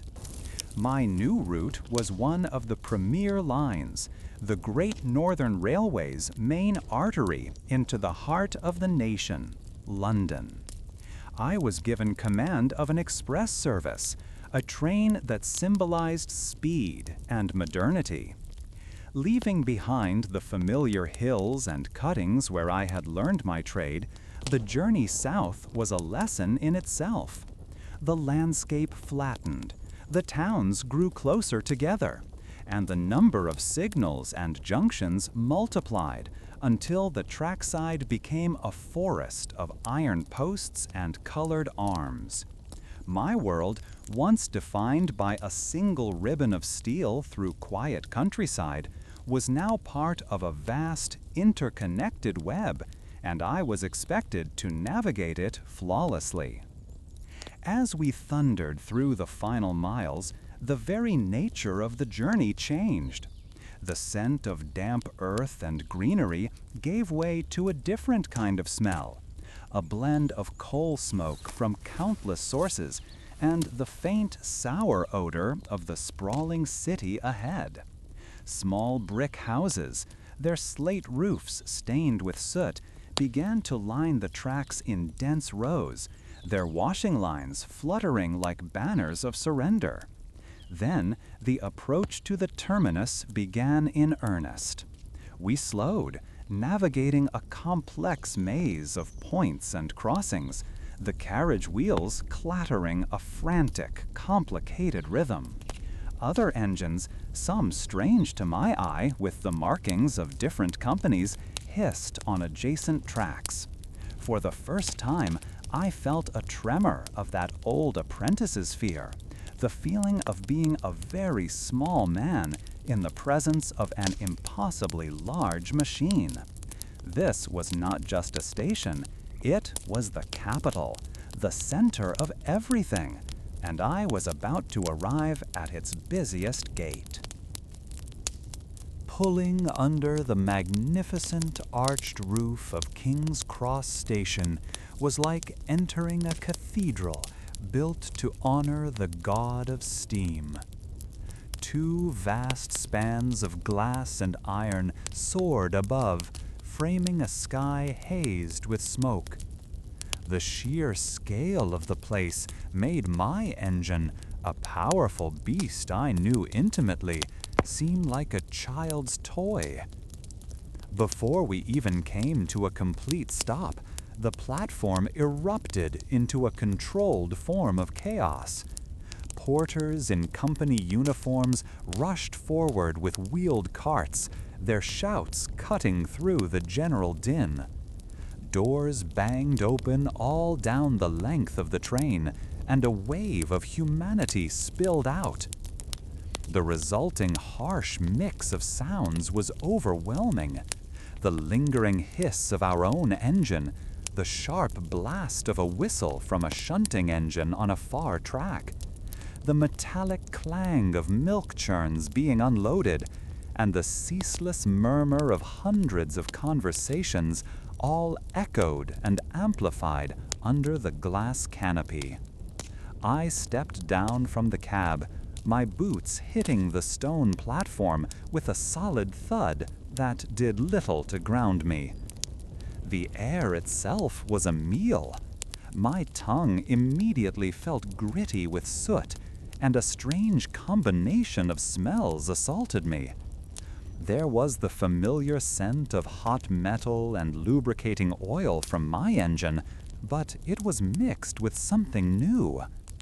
From a vendor's cart near the station entrance drifted the warm, sweet smell of roasting chestnuts, a stark contrast to the sharp chemical odor of the coal gas used for the platform lamps. I watched a wealthy family being guided toward a waiting carriage, the lady's perfume leaving a floral trail that was quickly swallowed by the industrial haze. It was a world of powerful, competing sensations, and for a moment I simply stood there, a conductor from the provinces, trying to find my footing in the heart of the empire's great machine. My duty, however, was to ensure a swift and orderly turnaround. Our train was scheduled to form the afternoon mail service on its return journey, a task that allowed for absolutely no delays. The mail contract was the lifeblood of the company, and its schedule was sacred. I began my checks, moving along the platform, speaking with the station hands and porters, confirming that the passenger luggage was being unloaded correctly and that the mail sacks would soon be brought aboard. It was during this process that a man in a fine but disheveled suit ran up to me, his face pale with panic. He was an assistant to a member of Parliament, a politician of some importance, who had been a passenger on my train. He gestured wildly toward another platform, where a different train was building up steam, preparing for a departure to the West Country. "His lordship's luggage," the man stammered, his voice tight with anxiety. "Your porters, they've put it on the wrong train. It's on the Bristol Express." I felt a lurch in the pit of my stomach. Such a mistake was not just an inconvenience, it was a disaster. Offending a powerful man could have serious repercussions for the company, and by extension, for me. More pressingly, the Bristol train was due to depart in less than 5 minutes. My own departure, with the Royal Mail, was scheduled for just a few minutes after that. A knot of cold dread tightened within me. My first solo arrival and departure at the grandest terminus of them all, and it was already threatening to unravel into a complete shambles. The assistant looked at me, his eyes wide with a desperate plea, clearly expecting me to perform some sort of miracle. For a heartbeat, I felt frozen by the complexity of the situation. Every instinct screamed at the impossibility of the task. The platforms were a river of people, baggage carts, and station officials. To find the luggage, convince the other crew to unload it, and move it across that chaotic space in a matter of minutes seemed beyond reason.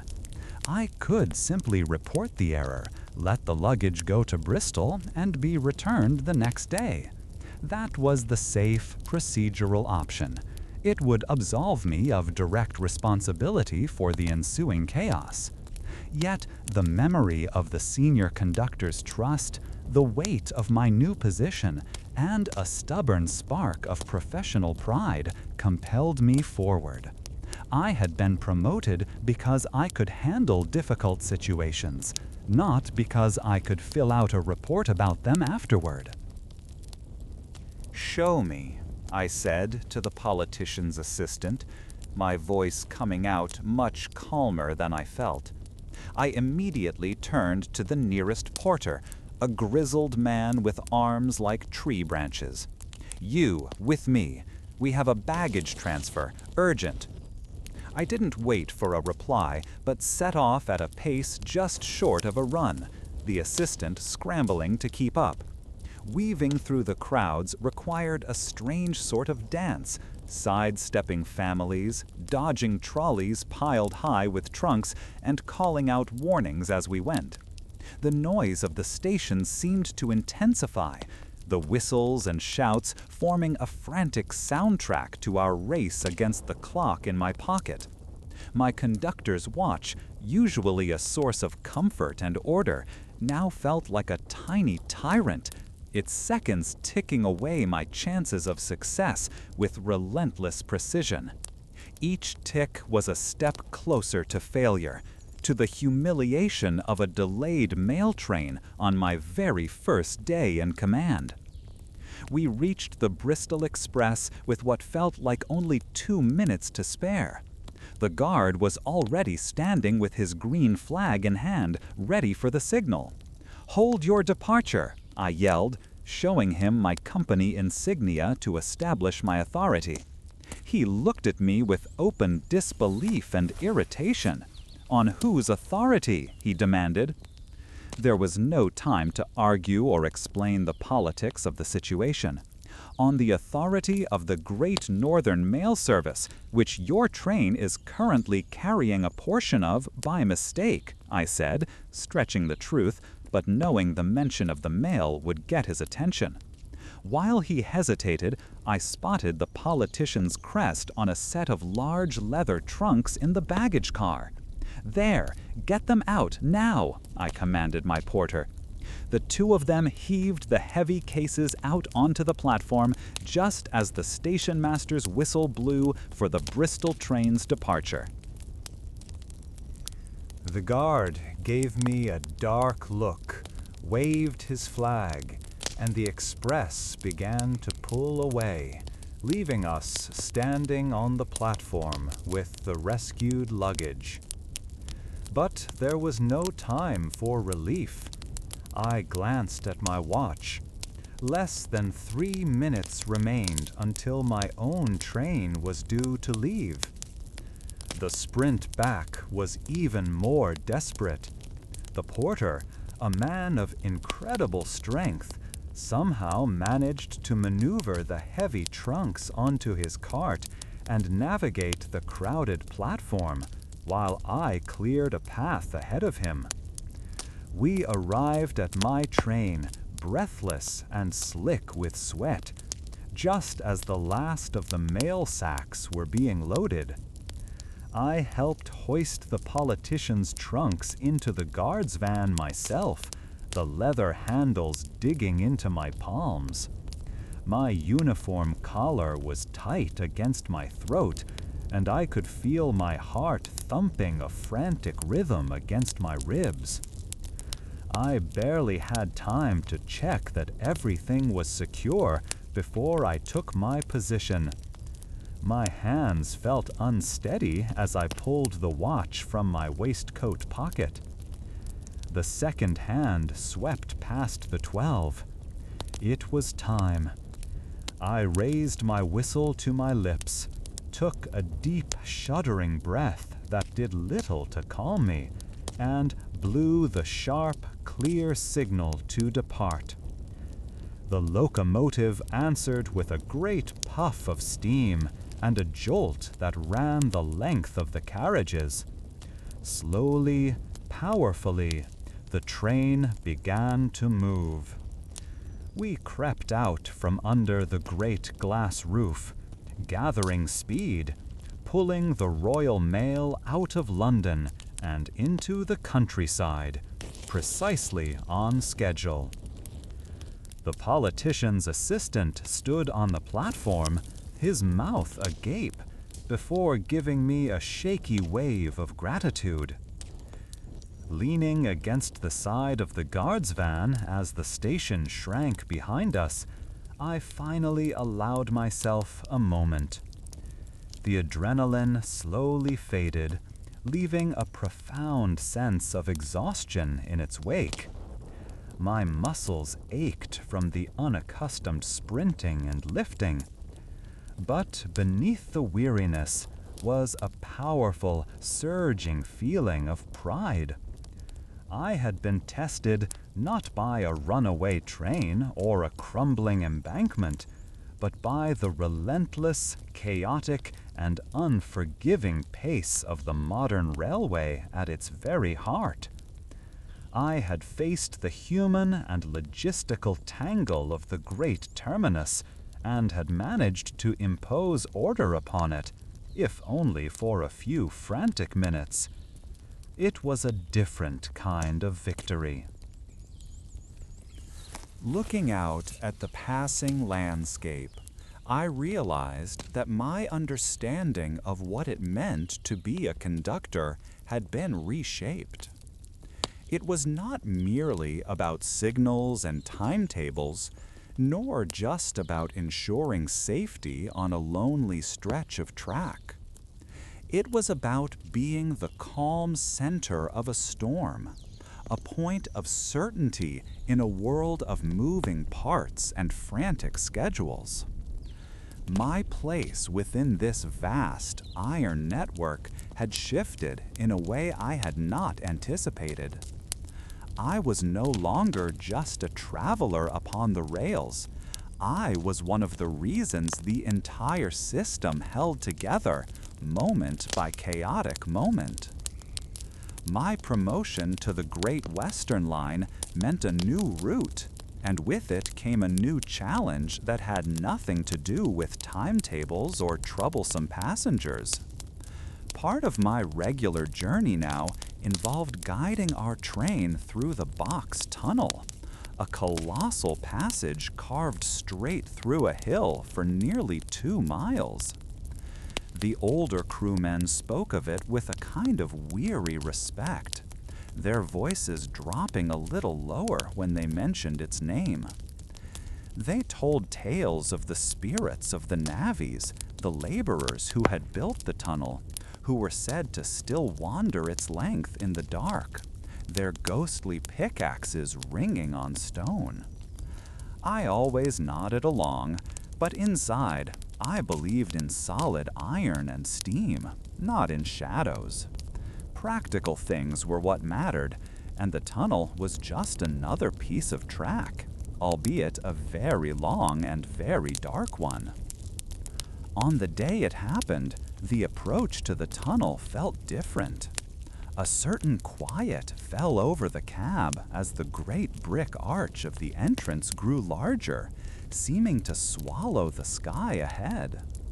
The driver, a good lad but young and still prone to nerves, wiped his sweaty palms on his trousers.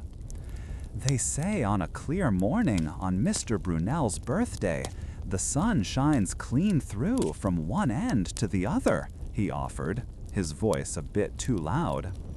I just grunted in reply.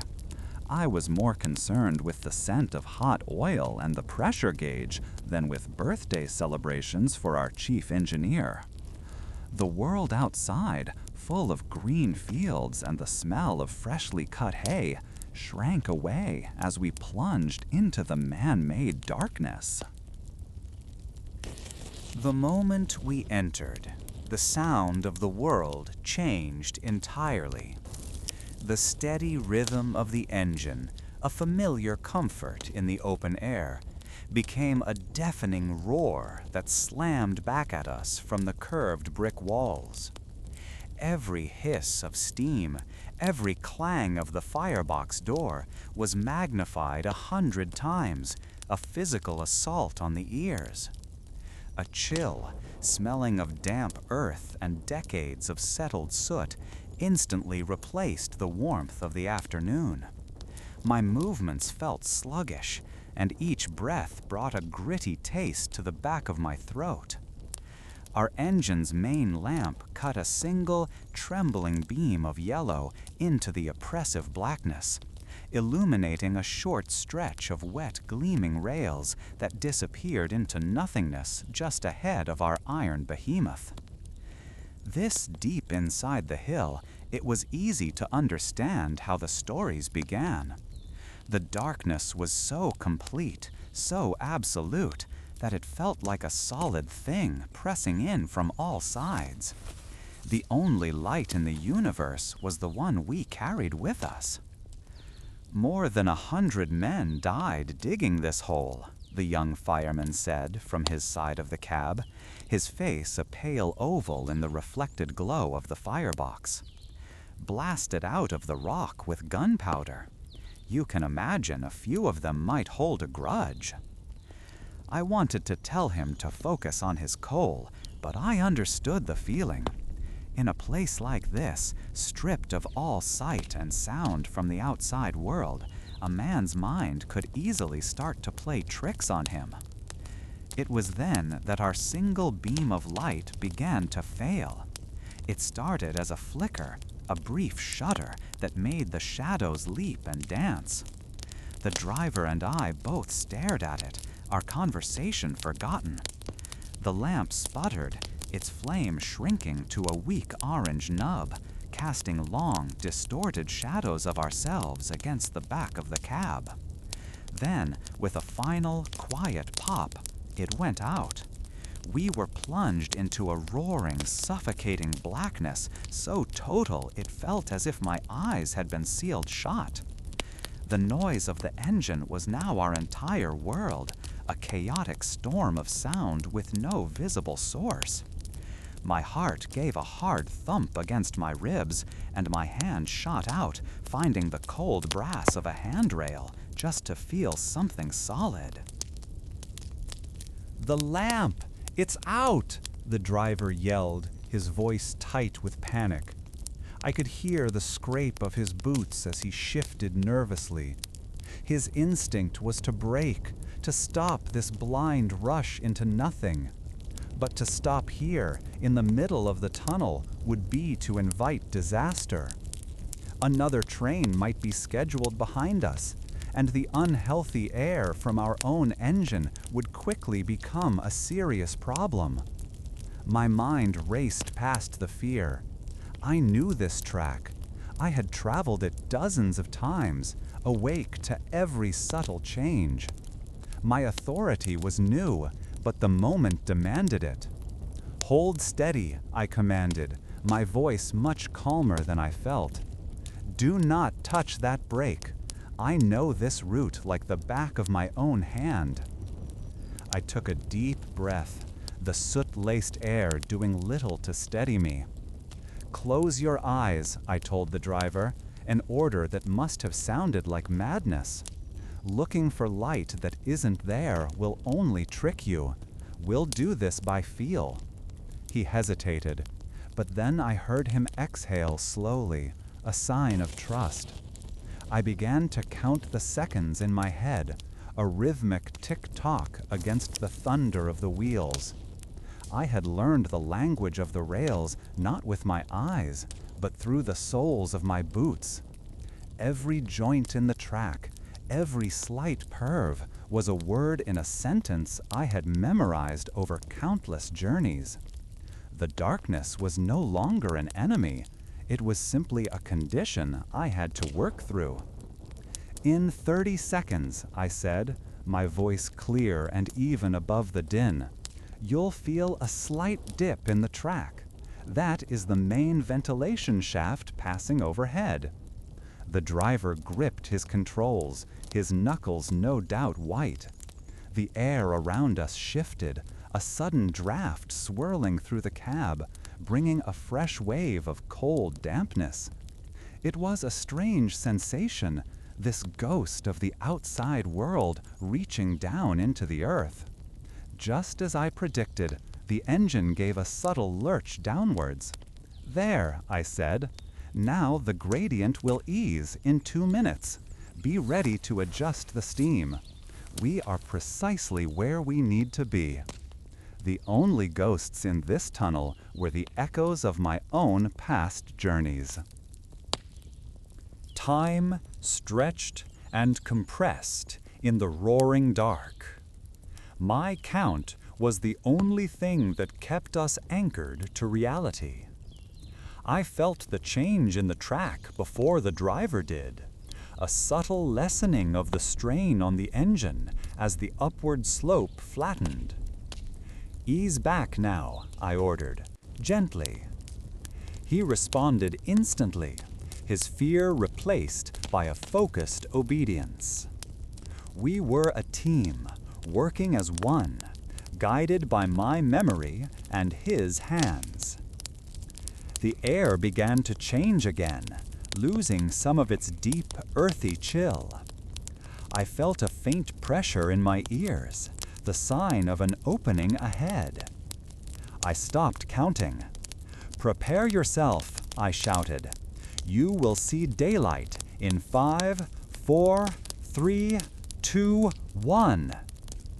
A tiny pinprick of white light appeared, impossibly bright, directly ahead. It grew rapidly, expanding from a star to a coin, then to a brilliant, blinding archway. We burst out of the tunnel and back into the afternoon, and the sudden explosion of light and color was a physical blow. I threw a hand up to shield my eyes, which watered from the sudden intensity. The world rushed back in a wave of sensation. The green of the trees, the warmth on my skin, the clean smell of the countryside. The driver let out a long, shuddering breath and slumped against his seat, his face pale, but his eyes shining with relief. He looked over at me, a silent message of thanks passing between us. We did not speak of it for the rest of the journey. There was no need. The fireman shoveled his coal, the driver kept his eyes on the track, and I consulted my watch as if nothing had happened. Yet something profound had shifted within me. The superstitions of the crew seemed foolish, but the tunnel had presented a real test. It was not a battle against spirits, but against the fear that comes when your most trusted sense is taken away. I had been forced to rely on a deeper knowledge, on an instinct forged by years of repetition and attention to the smallest details. The challenge of that roaring darkness had tested my command in a way I was only beginning to understand. The confidence I had earned in the darkness of the tunnel felt steady and solid, a new part of my bones. Following that incident, the company saw fit to entrust me with a wider range of duties. This led to my assignment on what they called the parliamentary trains. These were a world away from the swift expresses. Mandated by the government, they were slow, cheap services designed to allow the working poor to travel, stopping at every small station along the line. The carriages were old, often without cushions on the hard wooden benches, and the air inside was a mix of coal dust, damp wool, and the simple food people carried with them: bread, cheese, and sometimes the sharp smell of a pickled onion. It was my job to ensure order, but on these trains, the real work was simply to witness the great, hopeful, and often weary movement of the people who built our nation with their hands. It was on one of these slow, crowded journeys that my past found me. I was moving down the narrow aisle, punching tickets with the familiar metallic snap, when a man's face stopped me cold. He looked up from his seat, and a jolt went through me, a feeling like missing a step in the dark. It was the father from the Manchester platform, the man whose family I had been forced to turn away on one of my very first days as a conductor. Years had passed, and his face was more deeply lined, his hands still bearing the calluses of hard labor, but it was him. My heart hammered against my ribs, but he did not recognize me at all. To him, I was just another uniformed man in a position of authority. His children, a little older now, sat beside him, chattering with the boundless excitement that only a first train journey can bring. They were eating small apples, and the crisp, sweet scent mingled with everything else in the carriage. I continued my work, my hand trembling slightly as I punched the next ticket. The shame I thought I had buried resurfaced, a bitter taste in my mouth like old tea. The senior conductor's nod of approval from that day had long since faded, but the image of the family's retreating backs had not. I found myself watching them from the end of the carriage. They were not destitute, but their clothes were well worn and carefully mended. The father spoke in low, gentle tones to his wife, who pointed out a herd of sheep in a distant field to their son. They were a family moving through the world, just as they had tried to do years ago. I thought about how much a single day's wage mattered to people like them, and how my rigid adherence to the rules might have cost them dearly. The question of rules versus humanity, which had once been a simple test of my obedience, now felt like a complex and weighty matter. Our steady, rumbling progress came to an abrupt halt at a signal post in the middle of the countryside. A red arm barred our way, and the driver could give no explanation other than a problem further up the line. Minutes stretched into a half hour, and then an hour. The metal fittings on the carriage walls grew warm to the touch, and I found myself unbuttoning my thick wool collar to get some relief. My own movements felt sluggish, and I saw passengers fanning themselves with newspapers and hats. A low murmur of complaint grew louder, but it was the sound of children beginning to cry from thirst and discomfort that truly caught my attention. Their small, distressed wails cut through the tired patience of the adults. The water in our casks was meant strictly for the engine crew, a rule enforced to prevent shortages on long journeys. The memory of my earlier failure was a burning coal in my stomach. Looking at the crying children and at the father trying to soothe his own son, I felt myself torn. The rule book was clear, an unbending spine of iron, just like the rails we traveled on. Breaking the rules could earn me another reprimand, or worse. Yet the memory of turning that family away, of choosing the rule over the person, was a heavier burden than any punishment the company could devise. This was not a crisis of snapped couplings or collapsed embankments.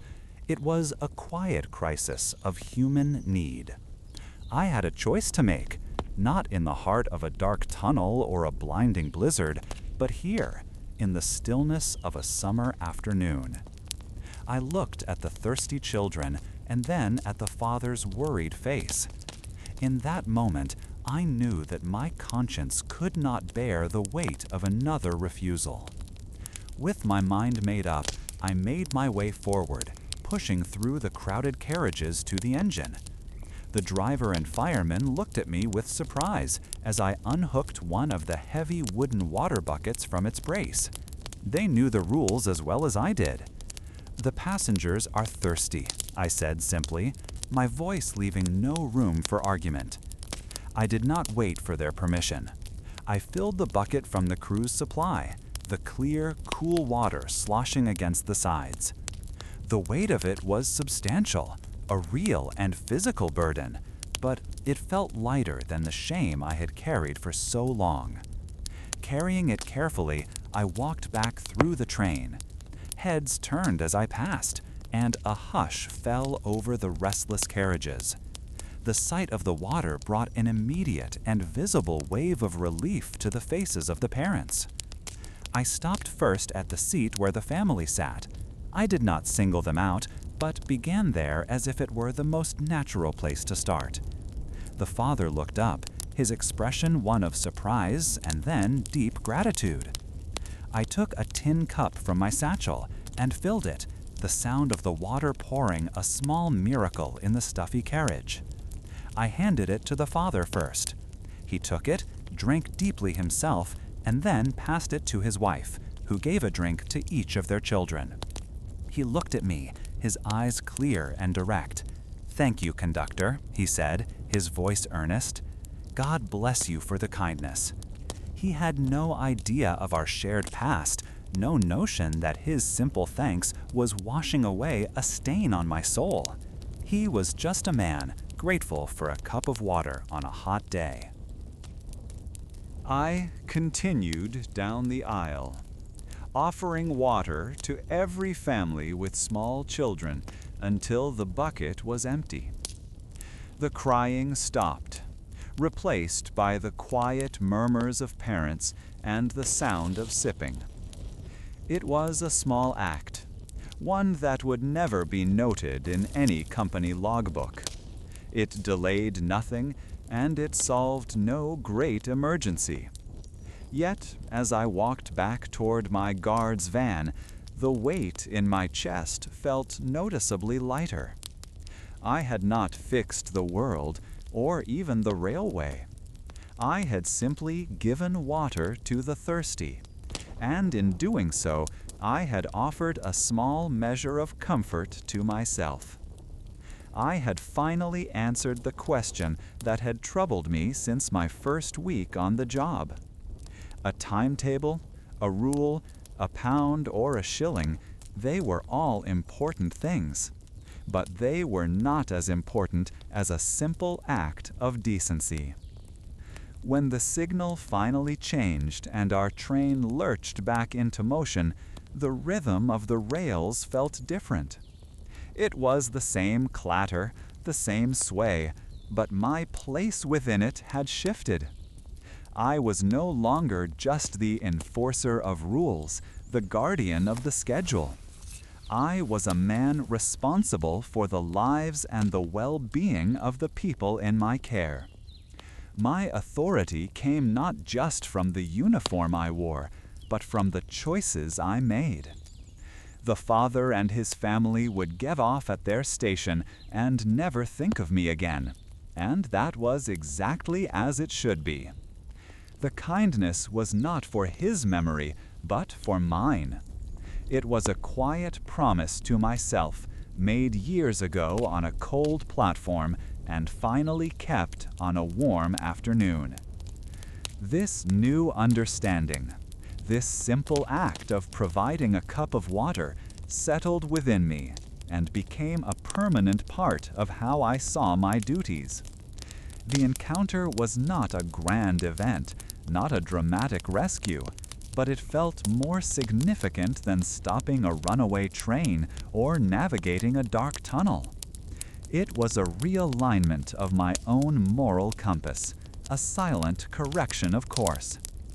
The memory of that father's simple, unknowing gratitude lingered in my thoughts long after the journey was over, a quiet reminder of the real weight a conductor carries. My promotion had brought me many things, a better wage, a measure of respect, and routes I had only dreamed of as a boy. The most challenging of these was the mail run over the Pennine Mountains, a journey that threaded its way through the very spine of England. We carried the Royal Mail, which meant we had priority over every other train on the line, a fact that always gave me a quiet sense of importance. On this particular winter morning, the air had a sharp bite to it, and the sky was the color of a dull pewter plate. The fireman, a sturdy man with arms like oak branches, joked that the weather was undecided between rain and misery.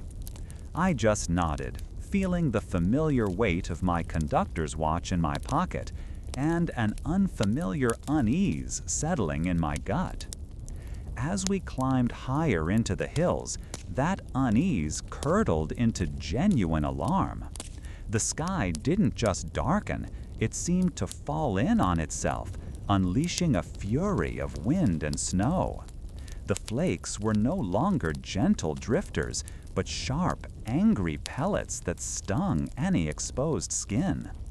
Each breath I drew into my lungs felt like swallowing a shard of ice.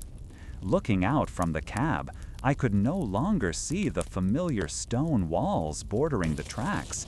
Then I could not even see the mail carriages we were pulling. The world dissolved into a churning vortex of white.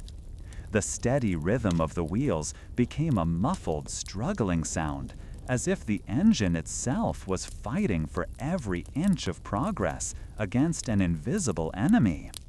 The true danger of such a storm was not just the cold, but the blindness it created.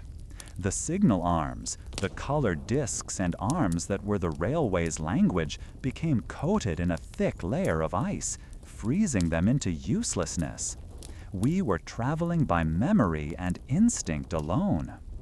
The driver kept a hand on the lever for the sandbox, a simple device that dropped sand onto the rails just ahead of the driving wheels to give us some grip on the glistening ice. He glanced at me, his face pale and tight, the swirling snow visible in the reflection on his eyes. I wanted to offer some word of comfort, but the howling wind tore any sound from my lips before it could form. We were moving through a world that had ceased to exist, guided only by the feeling of the track beneath us. Then it happened. Not with a crash, but with a sickening lurch and a grinding groan of protesting metal that I felt all the way up in my teeth. The engine shuddered violently and slid to a halt. The sudden silence that followed was more terrifying than the storm's noise had been. All we could hear was the hiss of steam and the relentless shriek of the wind.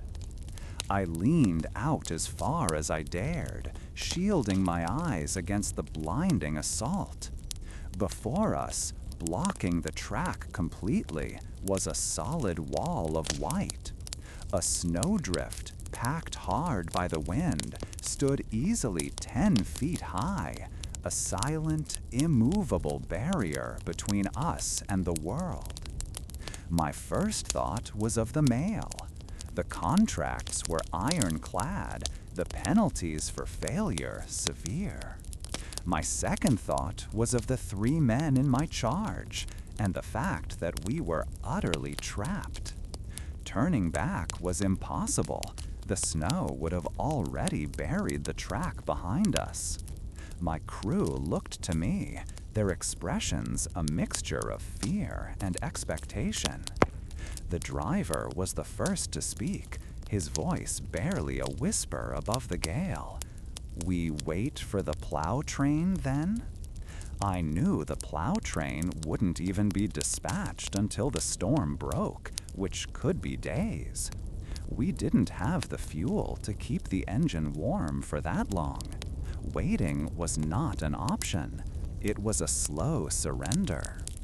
A desperate idea, one that broke every regulation in the company handbook, began to form in my mind. It was a terrible gamble, a fool's choice, but it was the only choice I could see. I turned to the crew, my own breath forming a thick cloud in front of my face. "We are going to uncouple the engine," I said, my voice louder and more certain than I felt. "And we are going to use it as a battering ram." The firemen stared at me as if I had gone mad. The driver simply shook his head. "Thomas, if we damage the engine, we'll be stranded for good. They'll have our jobs for this." His caution was sensible, but sense had no place in this chaos. "And if we stay here, we'll freeze long before they find us," I countered, meeting his gaze. "The company wanted us to make an impression with the mail service. Let's give them one." A flicker of a grim smile crossed the fireman's face at my weak attempt at humor. I explained the plan. It was reckless, but it was action. It was a fight. The alternative was to sit and wait for the cold to claim us. Slowly, agonizingly, the driver gave a single, curt nod. My authority, my entire career rested on this single, wild gamble. There was no room left for doubt.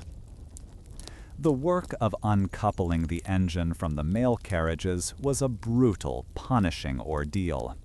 The wind tore at us, trying to rip the heavy tools from our numb fingers.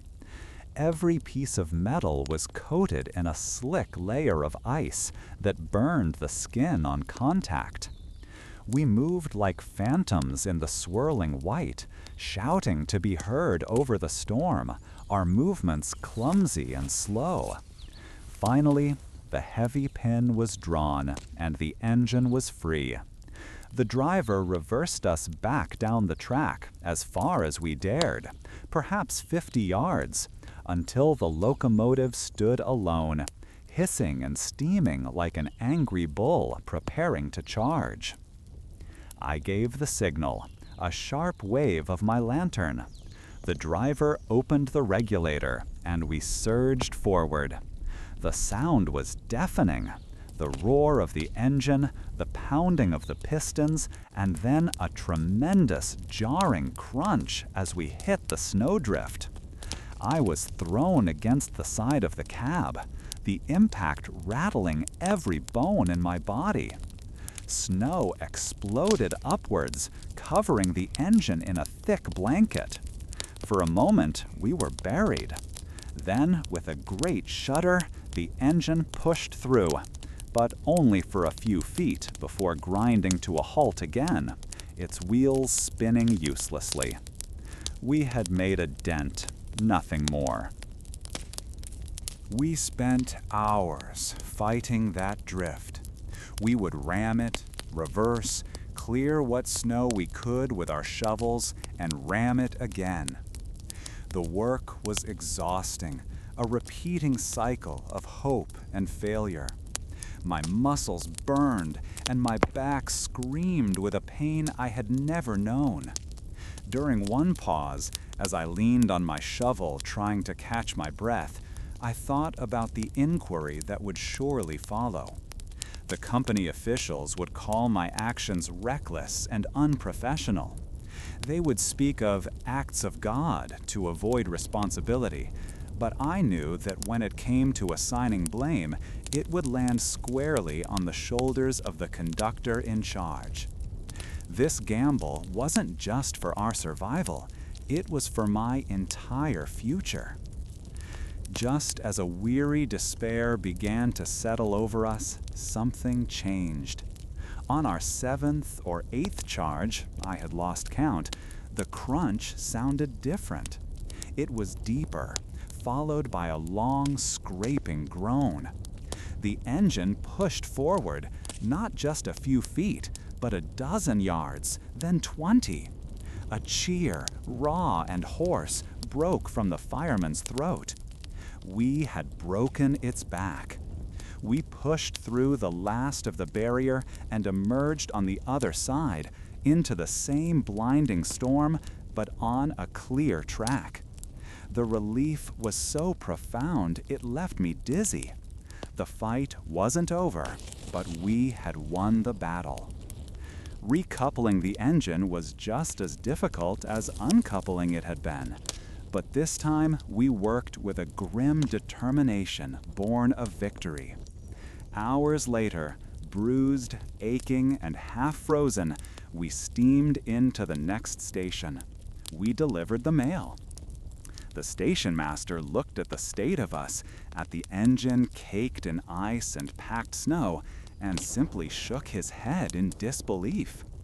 That night, huddled by a fire, my body finally succumbing to an exhaustion so deep it felt like an illness, I thought about the blizzard. I had seen the awesome, uncaring force of nature, but I had also seen the stubborn strength of 3 men and a machine of iron, refusing to be beaten. I had felt a power that day, in the engine and in ourselves, a resilience I knew would remain with me for all my years on the line. The years have a way of polishing a man, much like the constant work of the porters polishes the brass on the engines. The lines around my eyes were now deeper than any cutting we traveled through, and a touch of silver marked my hair at the temples. Standing on the platform at King's Cross Station was no longer an assault on my senses. It had become a familiar language. The great glass roof, which once seemed impossibly vast, now felt like a comforting cathedral dedicated to steam and iron. I could distinguish the sharp hiss of a safety valve releasing pressure from the gentler sigh of the air brakes. The chaotic mix of porters shouting and whistles blowing was not a harsh noise, but a predictable rhythm, the heartbeat of the terminus. I no longer tasted coal on my tongue.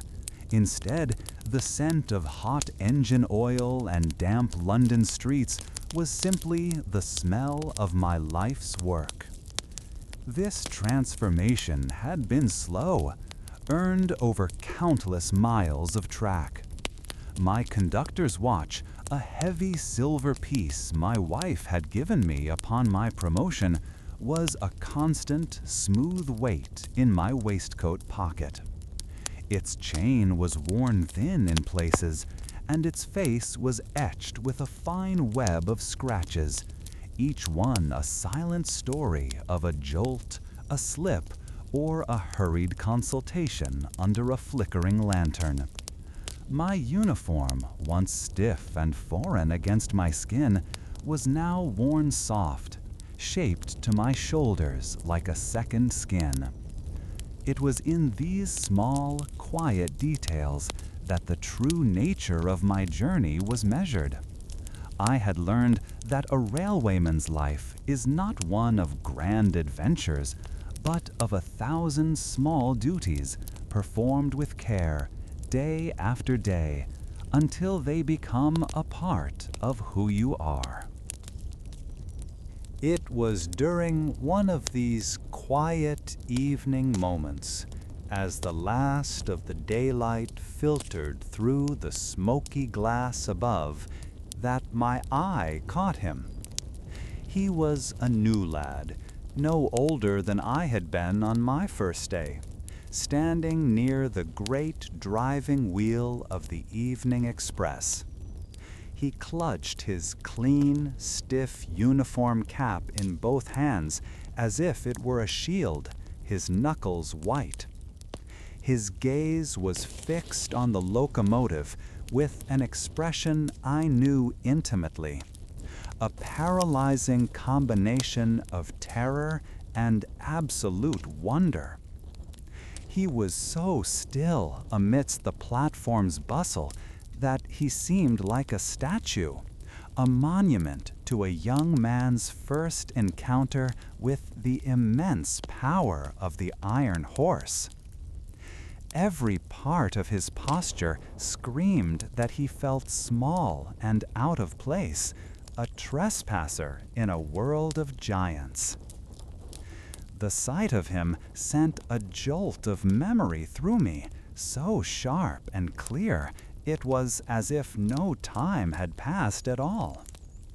I was once again that boy, my throat tight with nerves, the senior conductor's harsh words echoing in my ears. I remembered the grit between my teeth and the feeling of being utterly overwhelmed by the sheer scale and noise of it all. For a moment, I was tempted to walk past, to let him find his own way, just as I had. The old way, the hard way, was to let fear be the teacher. A part of me, the part that had been shaped by that granite-faced mentor, believed it was necessary.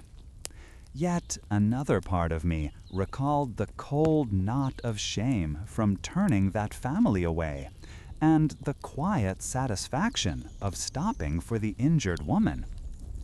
I had learned that rules were not the only things a conductor had to carry. So, I chose a different path. I began walking towards him, my boots making a steady, familiar sound on the stone platform.